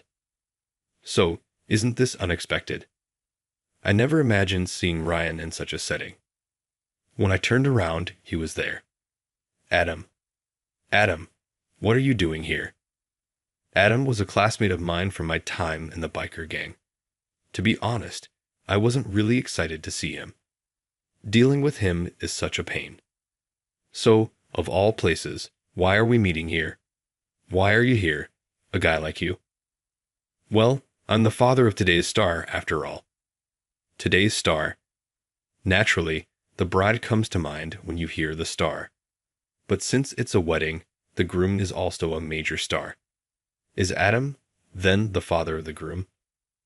Why are you wearing that expression? Is it really so weird that I'm the father of the groom? No, I now understand. Adam, Natalie is getting married into your family. Exactly. For her, it could be considered a true jackpot. A jackpot. At what he said, I couldn't help but tilt my head. She is marrying the son of the Stevens Group boss, of course. That explains it, I see. The Stevens Group, however, isn't particularly significant. The Thompson Group is significantly bigger than them. Despite being only an executive, Natalie's father holds a much higher position. It feels a little strange to call it a jackpot. Nevertheless, on a joyful day like today, bringing this up would only make things worse. So, why are you here? Well, I feel a strong bond with the bride. They demanded that I go to the wedding. A strong bond? What sort of relationship? Well, you'll have to ask her about that. If I pressed further, Adam would surely start spouting nonsense. We've had our share of history, after all. So, who's the gorgeous lady with you? Your wife? Yeah, she's my better half. Man, you say that so casually. Thank you for always looking after my husband, by the way. My wife is the boss of the Thompson Group. Normally, it would be Adam's place to greet her first, but considering the occasion, my wife seemed intent on keeping her position as boss under wraps. After all, not everyone attending today is part of the mafia, so it's better to downplay that side of things. That being said, Adam looks like the textbook definition of a mobster. You know, ma'am, back in our biker days, I challenged this guy to countless duels, but he never accepted even one. I just didn't see the point in pointless fights. Why go through unnecessary pain? See, that's exactly what he always said. It's true. Adam sent me countless challenge letters. They were so intense, They almost felt like love letters. Apparently, he wanted to take me down to make a name for himself, but I had no interest in fighting over such petty reasons, so I always brushed it off. So, what are you up to these days? Judging by your outfit, you look like an ordinary guy. Yeah, something like that. I glanced at my wife. Since she was keeping her identity hidden, it wasn't easy for me to bring up the fact that I'm in the mafia. Noticing my hesitation, she smiled warmly and gave me a nod. Well, it figures. A coward like you, who wouldn't even accept a challenge, obviously wouldn't make it in the mafia. But back then, I wanted to take you down and make a name for myself. After all, everyone said you were the strongest. Those were just rumors. Yeah, must have been. If you were really strong, you wouldn't have run away from a one-on-one fight. I could never stoop so low. That's why I'm now the boss of the Stevens Group. Everyone fears me now, the big boss. Good for you. If you ever feel like joining the mafia, come to me. I'll make you one. No thanks, I'm fine just as I am. Man, you're as spineless as ever. So, you never accepted a single challenge before graduating. That's right. I just didn't see the point. But you could have easily won, couldn't you? Who knows? My wife knew how strong I was. She couldn't imagine me losing to someone like Adam, and she believed in me completely. Adam, however, didn't like that assessment. He burst into laughter. Lady, no matter how strong your husband is, he's still just a regular guy. I'm mafia now, and there's no one who can beat me. Is that so? My husband's quite formidable, you know. You can't compare a mafia member to an ordinary guy. Take today's groom, my son. He's also in the mafia and will eventually take over the Stevens Group. He's pretty tough for his age. If Ryan could take him on and win, I'd be impressed. But that's not happening. He's young, but he's mafia, and that makes all the difference. I wondered what kind of logic that was. I can't imagine my husband losing. My wife seems annoyed by the fact that she thinks I'm weak. She wanted to point out that Adam was far weaker than me, and she was absolutely right. Still, there was no point in arguing here. But Adam didn't seem to feel the same way. Wow, lady, you've got some nerve. Ryan, she doesn't deserve someone as loyal as you. But hey, you've got to face reality. I am facing reality. The truth is my husband is absolutely stronger than a show-off like you. And honestly, don't you think it's ridiculous to show up at a wedding looking so mafia-like? This is a reception. Your son's going to be embarrassed if you don't dress properly.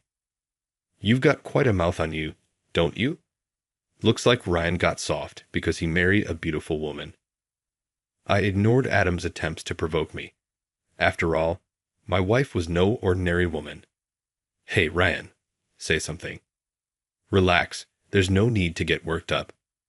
Adam kept throwing insults my way, but I brushed them all off, only responding enough to keep the conversation moving. My wife clearly couldn't stand Adam, but I told her not to let it bother her. Finally, the venue opened, and as we prepared to enter, Adam rushed in ahead of us. We laughed, wondering why he was in such a hurry to take his seat. But it turned out there was a reason for his haste. When we entered, we saw Adam standing our table marker in hand. I wondered what he was doing, but I chose to ignore it. That is, until my wife froze when she tried to sit down. I looked over to see what was wrong and noticed the name card, written in marker, was the phrase "stinky woman." My wife's face showed nothing but fury. Hey, Adam, did you do this? Yeah, sure did. You two stink up the place, so why don't you just leave and save us all from bad food? As he laughed, I felt a burning rage take over. I could take insults aimed at me, but directing them at my wife, that was unacceptable. There was no reason to hold back anymore. Boss, should we retaliate? Ah, yes. When I asked if we should retaliate, my wife responded, but it seemed she couldn't quite make up her mind. This is a happy occasion. Let's just let this slide. My wife handed the name card to the staff and took her seat. See? You're admitting it, huh? Yeah, you stink so bad. It's no wonder people say it. Adam kept running his mouth. My wife and I ignored him and took our seats, but someone else had been observing the situation. It was the bride's father, David, an executive of the Thompson Group. Boss, is something wrong? David asked quietly as he approached my wife. It's nothing important. Don't worry about it, I muttered. There's no name card here, David remarked. My apologies, I replied. I'll have a new one prepared right away. No need, David, my wife said. There was a name card. I glared at Adam, who was watching us from a distance. He probably hadn't noticed that my wife was being addressed as boss. Due to the distance, he was still smirking like an idiot. What's going on, Ryan? David asked. It's nothing. It's clearly not nothing.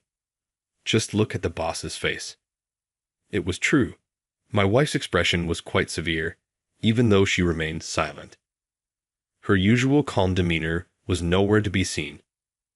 Tell me, Ryan, David pressed. All right, boss, is it okay? I asked. My wife gave a small nod. I called over a staff member and had them bring back the name card. This is what happened. When David took the name card in his hand, his expression immediately changed. After all, seeing "Stinky Woman" written on the boss's name card would enrage anyone.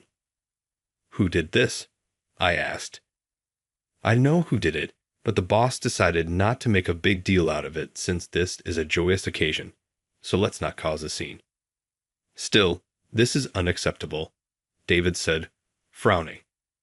A childish prank like this on our boss, Ryan, you said you know who did it. Tell me who it was. I can't let this slide. Calm down, David. This is your daughter's big day. What good will your anger do? I understand, but this can't be forgiven. Who did it? Just tell me, and I'll deal with them quietly. You sure about that? The person responsible isn't exactly someone you can easily take down. There's no one in this venue I can't handle. That's a typical assumption, Ryan. I won't escalate things, but this is my daughter's wedding. I can't overlook this insult to the boss. All right, the culprit is the groom's father. What? Why would he? The groom's father happens to be an old classmate of mine. Back in the day, he challenged me to fights countless times, but I thought it was ridiculous, so I ignored him all the way through high school. That came up earlier, and the boss stood up for me. What do you mean? Basically, the guy sees me as just a regular civilian. Since he's the head of a mafia organization now, he figures I'd lose to him. When the boss heard that, she said I was stronger than him. Well, of course. No one would ever believe there's someone who could beat you, Ryan. Thanks. Anyway, I guess he didn't take that well and decided to pull this childish stunt. Some people never grow up. I see. I understand the situation, but it's still unforgivable. And to think the groom's father will technically be part of my family now. That just makes it worse. Yeah, I get it. It's only natural to be angry when a relative of yours does something like that. At that moment, David glanced around as if checking whether anyone was looking. Meanwhile, Adam stood there still smirking. Hey, Adam, I called. You're the one who scribbled on the boss's name card, aren't you? No. You've got it wrong. The only thing I scribbled on was Ryan's wife's card. I don't know anything about the boss's name card. Ryan's wife is the boss. What? What do you mean? Both Ryan and his wife are members of the Thompson clan. His wife is the boss, and Ryan is the leader. Is that so? They look like regular people from how they're dressed. That's because it's a wedding, and they're being considerate. The boss is being considerate at the wedding of a senior member's daughter. That's kind of odd, isn't it? It just shows how kind-hearted they are. Well, it's no big deal anyway. At that remark, David finally lost his patience and yelled, You dare say it's no big deal to insult the boss of Thompson. Enough with your nonsense. He grabbed Adam by the collar. Just as it seemed like a full-blown fight was about to break out, a loud voice rang out. Stop it. This is an important wedding day. Do you really want to stain your own child's milestone with blood? Hearing this, David froze and let go of Adam. Even more than that, the entire room of mafiosi fell silent in fear. After all, it was the boss of Thompson. The reaction was only natural, but Adam didn't look pleased. Having been grabbed by the collar, his annoyance was also understandable. At that moment, the groom's relatives approached and demanded that Adam apologize. However, Adam refused. I'm the groom's father, so what if one of the bride's guests happens to be the boss of Thompson? Like hell, I'm going to be scared of that. More than fear, what should have mattered was de-escalating the situation. But for Adam, the humiliation of being grabbed in front of everyone seemed more significant. While some of the relatives were bowing their heads in apology on his behalf, others tried to drag Adam back to his seat, creating a chaotic scene on the groom's side. What's so special about the boss of Thompson? I'm a boss too. If we're both bosses, why should I have to bow? And I'm way stronger than Ryan anyway. The groom's father roared loudly. Watching this, I, his classmate, couldn't help but feel embarrassed for him. As all this was happening, the bride and groom made their entrance. But Adam continued shouting and glaring at me. The atmosphere in the room remained tense. Poor Natalie, on her big day, walked into her wedding reception only to find her father-in-law yelling. Despite everything, the ceremony somehow continued. David kept glaring at Adam, while Adam kept glaring at me. As the reception reached its midpoint, Adam's alcohol intake increased, and so did the volume of his voice. Finally, holding a beer in hand, Adam stormed over to my table. Hey, Ryan. Why the hell didn't you accept my challenge back then? And now, you're part of the mafia. Why didn't you say anything about it?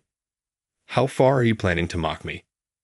Adam, just sit down already. I'm not saying you can't drink, but this is your son's wedding, for crying out loud. That doesn't matter now. Now that I've seen you again, I have to take you down this time. I don't even understand why you're so mad. Besides, writing up some challenge from when we were kids is pointless, don't you think? There's nothing pointless about it. I spent my whole life dreaming about crushing you. I've even seen it in my dreams. And now I finally meet you only to find out you're a leader of the Thompson clan. And on top of that, your wife is the boss. What the hell is going on here? What's going on? I just graduated from high school and ended up joining the Thompson clan. Then I met my wife there, and after we got married, I found out she was the boss's daughter. Talk about lucky. Is it? I didn't exactly look into her family background before we got married. Then why aren't you the boss? My wife had more support from the members. It's better for the group if the person everyone believes in takes charge, isn't it? No, that's not it. I can't accept that the guy I've wanted to take down for so long is the leader, and his wife is the boss. I wanted to beat the strong version of you, but you're just some henpecked husband. That's pathetic.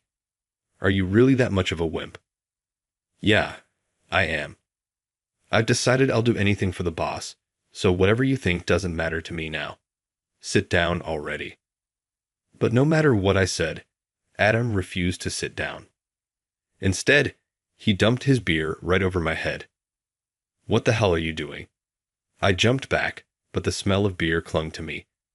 I don't drink beer. By pouring it on my head, you know. Well, how about now? Ready to fight me one-on-one? Grow up already. At that moment, the groom, Lucas, came down to stop Adam. Dad, what are you doing? Stop this nonsense, will you? And who are you siding with? It's not about taking sides. Why are you ruining my wedding? This is supposed to be a special day.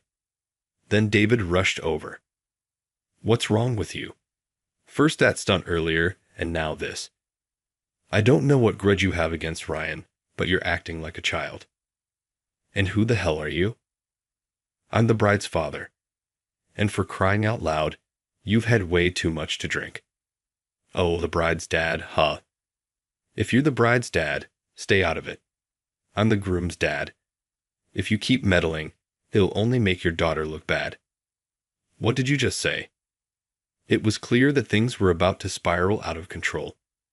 At that moment, my wife stood up. David, I'm sorry, but I think it's best if I leave. If this continues, the wedding will be completely ruined. I don't want to make it worse. Boss, I'm sorry. It's fine. Let's go home. Yes, boss. My wife walked out of the venue, her expression cold despite keeping her head held high. I followed her outside and asked, "Why did you leave?" There's no point in staying if our presence is causing trouble. Things will probably go smoother without us. Yeah, I guess you're right. And besides, you reek of beer.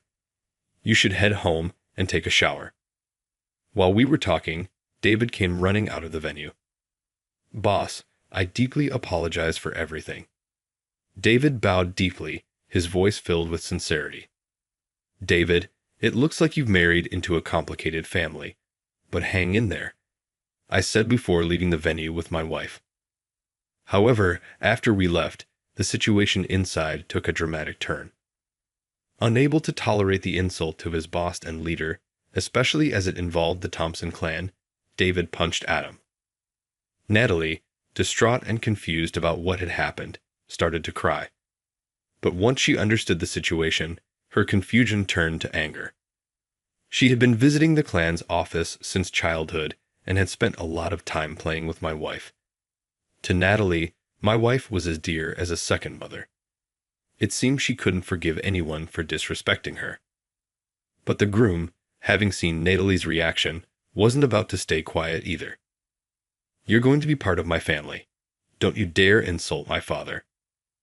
Natalie, however, wasn't backing down. She was furious about the insult to her beloved boss and the humiliation of me having beer poured on me. In the end, the wedding was called off entirely, and the marriage itself was annulled. Although I was unaware of the fallout, Adam convinced himself that the annulment was entirely our fault. That night, Adam called me, his voice seething with anger and resentment. Because of you, my son's marriage was ruined. What? How is that my fault? I don't care. After you two left the venue, Natalie's dad punched me, then my son and Natalie got into a fight, and everything went to hell. Is that so? That's unfortunate. Unfortunate isn't going to cut it. But Adam, you were the one who started this by picking a fight with me. On top of that, you scribbled on my wife's name card. Maybe you should reflect on your actions. I don't need to reflect on anything. At that point, I realized there was no reasoning with him, so I decided to respond nonchalantly. All right, my bad. What's with that attitude? You're not sorry at all, are you? Yes, I am sorry. It's totally my fault. Don't mess with me. Do you have any idea how much that venue cost? And this is all you've got to say. Sorry, but I'm busy. I don't have time to entertain you. Later, I thought that would be the last I'd see of him, but apparently, that was a mistake. Having been brushed off again, just like in high school, Adam's anger only grew. A few days later, he showed up in front of me once more, this time holding an old-fashioned challenge letter. Ryan, fight me one-on-one. A challenge letter? Seriously? You never change, do you? I can't accept anything less than taking you down. If you weren't in the mafia, I wouldn't have gone this far. But since I found out you're in, it's time to see who's really stronger. What a pain still. I figured refusing would only make this drag on forever, so I decided to accept. Fine. I'll take you on after 34 years. Your wish is finally coming true since high school, huh? I suppose you've gotten stronger now that you're a boss yourself. What's that supposed to mean? Like I was weak back in high school or something.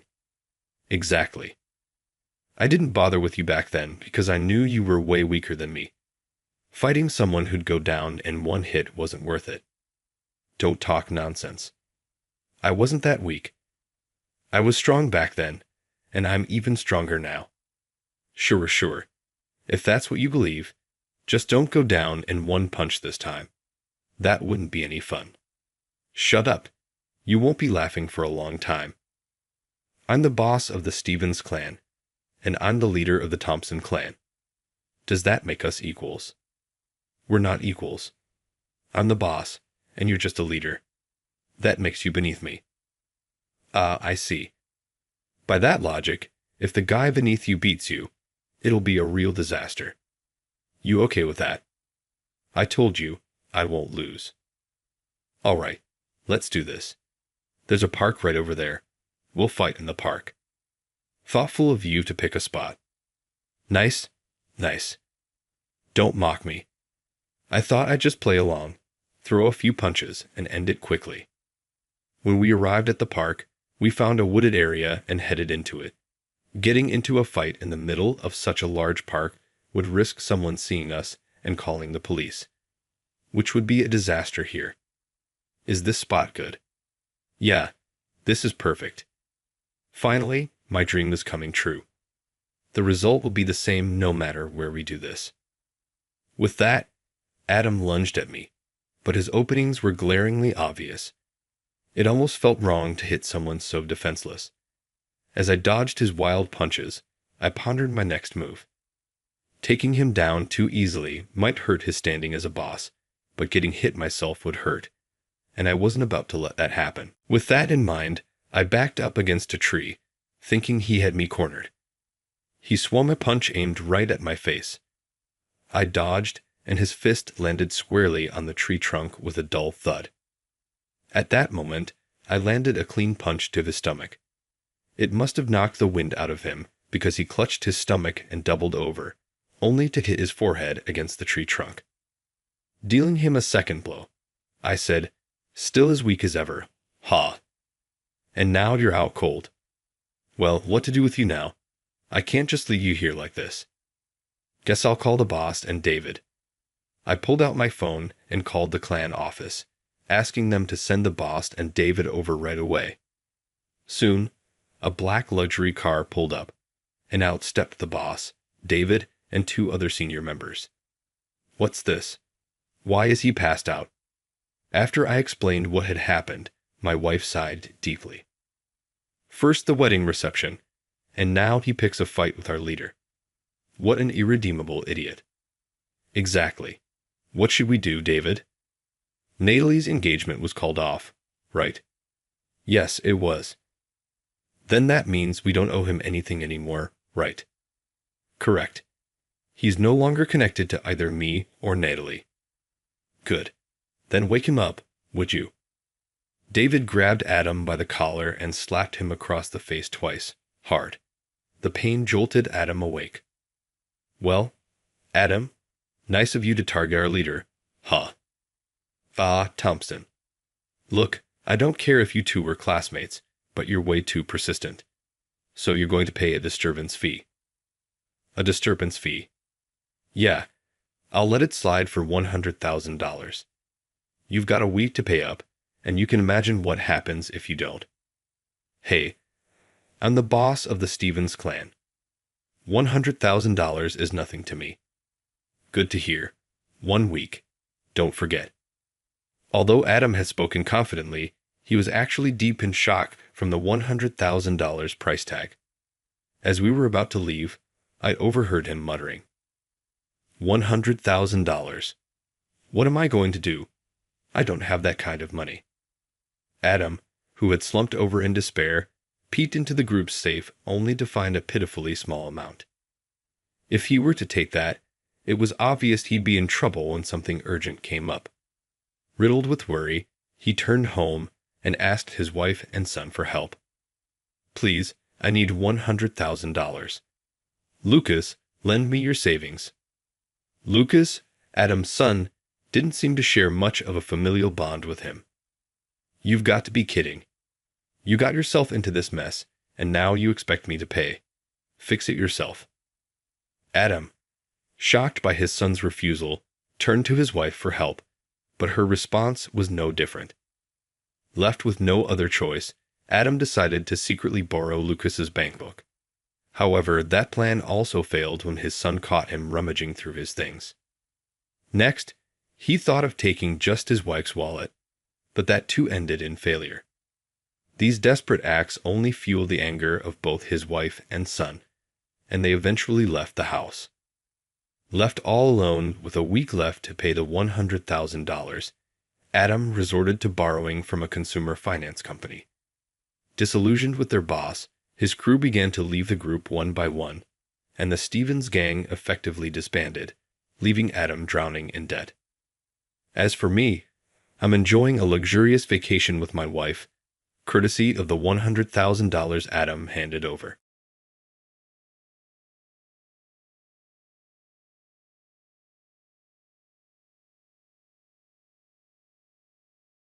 Having been duped by the executives, without me, my manager, Emily, departed the company. What's the matter with you? The director who framed Emily, Mike, appeared to be happy. His smile reminded me of how angry I was when he suggested that Emily's resignation was a good thing. How can someone's life be thus trivialized? Emily worked for this company for more than 15 years. Emily helped me when I was lost and had no purpose in life. The person who deceived her was someone I could never forgive. Hold on, what are you talking about? He pretended to have no idea, which infuriated me. But a year later, Emily told me a startling truth. Emily and I were on our way to face someone. I appreciate you attempting to connect me a year ago. As a result, we currently serve as the CEO and vice president of a business that generates $200 million annually. As though he were running, he left the room. Alex Brown is my name. I have been employed for about a year at a company that produces food packaging containers. After high school, I had been assisting with the family business for more than a decade. However, it turned out that I was favored by the staff over my brother, who was slated to take over as president. Although he was a severe individual, my brother had a knack for managing.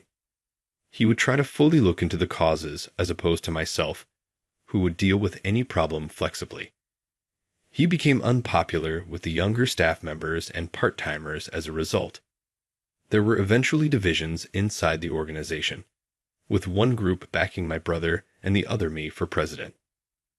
I resigned to avoid creating a rift. I had assumed that I would assist with the family business for the rest of my life. I was at a loss after abruptly losing that aim. My manager, Emily Johnson, and the company that recruited me back then were a blessing. I had a new purpose because of her. Hey, aren't you Alex?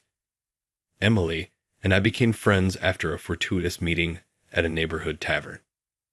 I started going out to bars every day to decompress after relocating to the city to avoid my brother and other family members.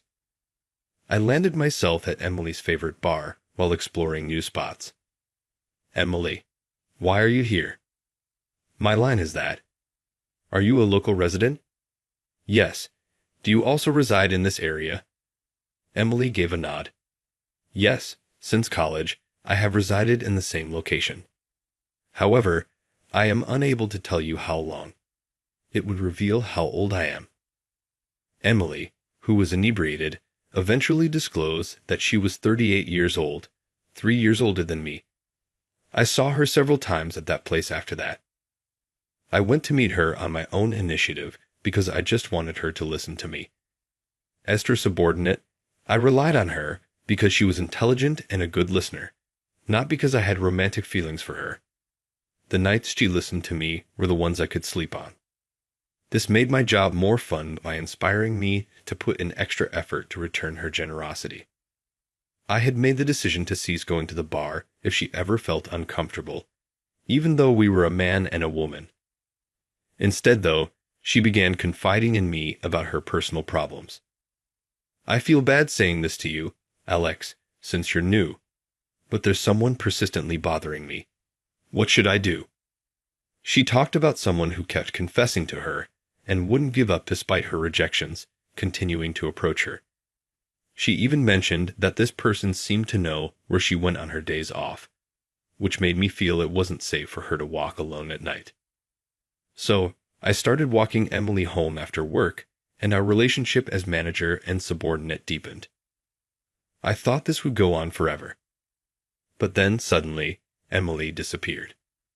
When I arrived at work, everyone was buzzing. I found out she had resigned. Everyone was clueless, but since we were close, they thought I knew why she left and kept asking. Why did she quit? When I said I didn't know, they looked at me with pity. Emily must be relieved. Good for her. Her absence was painful. She had been a mental support, and I couldn't focus on work that day. So when Mike, the director, said that, I couldn't help but snap. Good? How can you say that? Why are you mad? You must feel the same. What? No way I'd think it's good she's gone.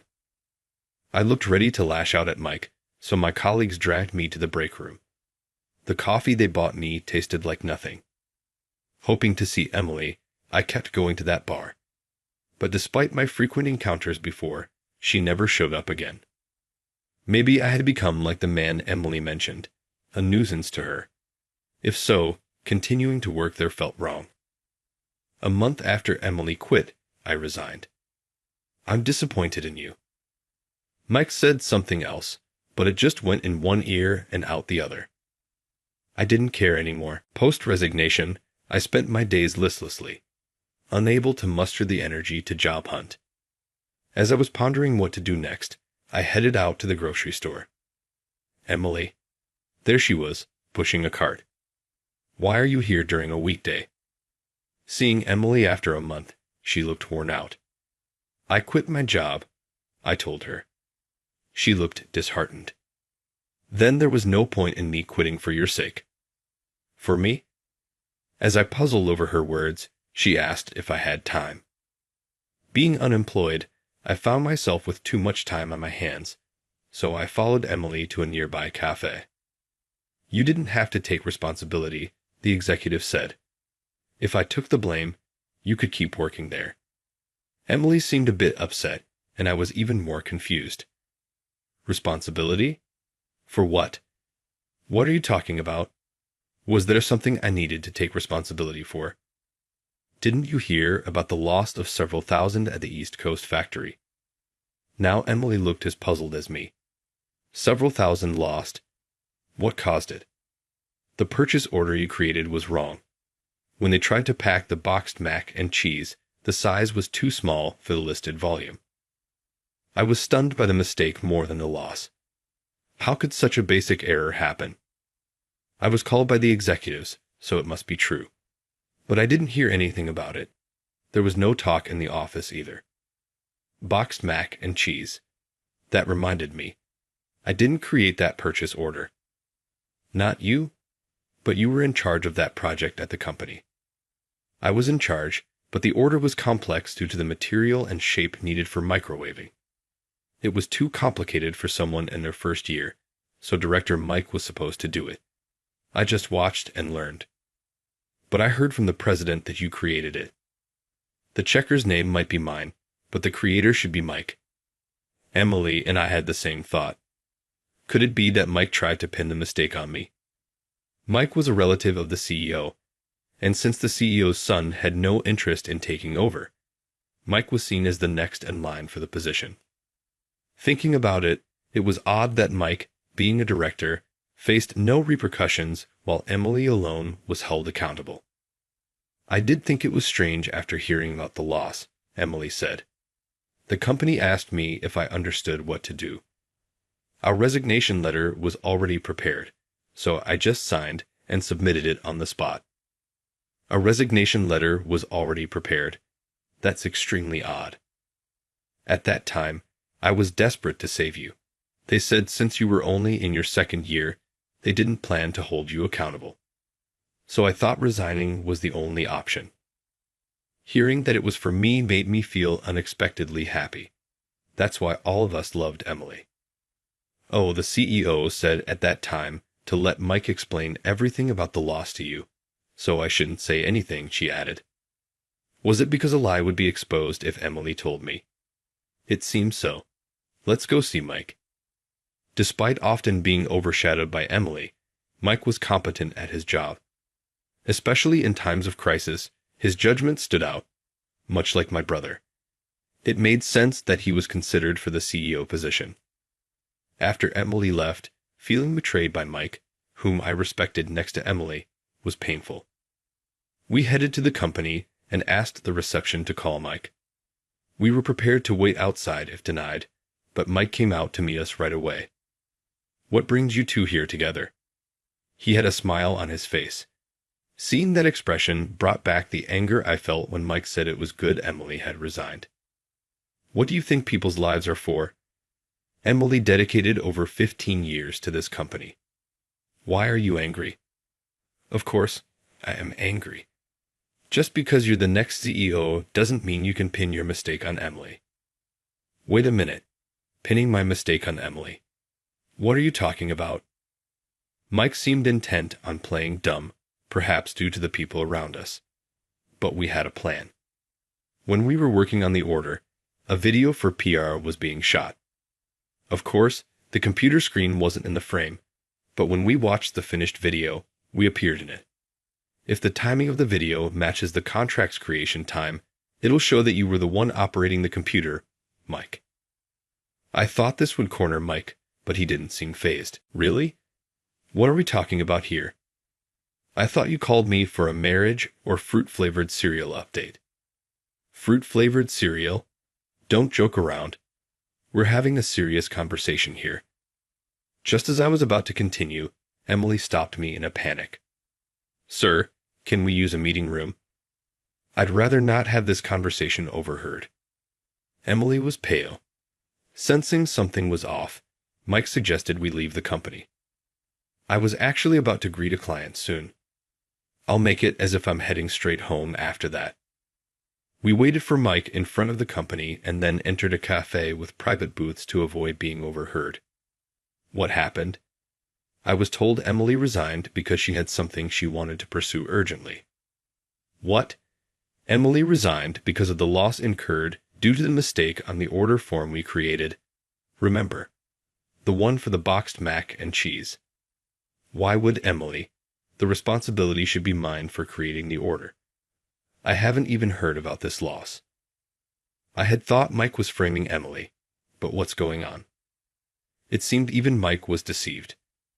I was told by the CEO that as his superior, I should take responsibility for the significant loss caused by the order mistake. After Emily explained the lead-up to her resignation, Mike pondered. The CEO covered it up to avoid affecting my promotion. That way, he could claim Emily, the direct superior, took responsibility, regardless of any future uproar. It seemed Mike was right. Then Emily was an absolute victim. It's too pitiful. She hadn't done anything wrong. But how could such a mistake happen? We were just supposed to make it according to the prototype. Hearing that, Mike and I exchanged looks. Exactly when we made the prototype with the same order form, there were no issues. It doesn't make sense. The shock of Emily leaving without saying anything and being betrayed by Mike, whom I respected, had clouded my judgment over such a simple matter. What's going on? When I went to check the prototype, I forgot a pen my wife gave me at the factory and went back a few days later to retrieve it. That's when I unexpectedly ran into Mitchell. Mitchell is the head of HR. It's unusual for the head of HR himself to visit a subcontractor's factory. It also raised questions that he was there right after the prototype was finished. I think I figured out what happened. Emily sighed deeply. Alex, remember I told you someone was following me around? That was Mitchell. Both Mike and I couldn't hide our surprise. When I asked if it was someone from the company, you said no. If I had said yes, you would have asked who, right? I thought it would be better not to say because you might confront him directly if you knew. Mike, for his part, hadn't even known Emily was being harassed. You should have talked to me about it. I could have helped. I'm sorry. I didn't want to bother you with something like this. So Mitchell tried to frame you out of spite for being rejected. I felt it was a bit different. Maybe he aimed to frame me. Perhaps he misunderstood my closeness with Emily as a dating relationship. Wait, you aren't dating. No, we're just boss and subordinate. If Mike could misunderstand, so could Mitchell. He might have investigated the projects I was in charge of and manipulated things to cause a mistake. But there was a miscalculation. The order form was created by Mike, and the CEO tried to cover it up. This situation went in a direction Mitchell hadn't anticipated, resulting in Emily taking the blame. That's about it. It's okay. Since it was my fault, I'm just glad Alex wasn't involved. Emily genuinely seemed to think it was for the best, but it frustrated me. How can that be okay, Emily? You did nothing wrong. Alex nodded. He's right, man. I honestly thought you were here to announce you got married, or that the fruit-flavored cereal was complete. I'm embarrassed I didn't realize something this serious was going on behind the scenes. Mike mentioned fruit-flavored cereal again. Was it some kind of code word? Seeing my puzzled look, Emily explained, I enjoy collecting fruit-flavored cereal. I've always dreamed of selling my own brand someday. Whenever something at work got you down, you'd say you're going to make a fortune with your fruit-flavored cereals and quit this job, huh? My apologies, but Mike, you're terrible. You know our company bans side jobs. So when I drunkenly told you my plan, you soberly responded it was impossible. Couldn't you have just played along? Hearing their conversation, I had an idea. Why don't we actually become millionaires? Emily looked shocked at my plan. Even if we go through with this plan, I feel terrible dragging Alex into this. If anything, I should do it alone.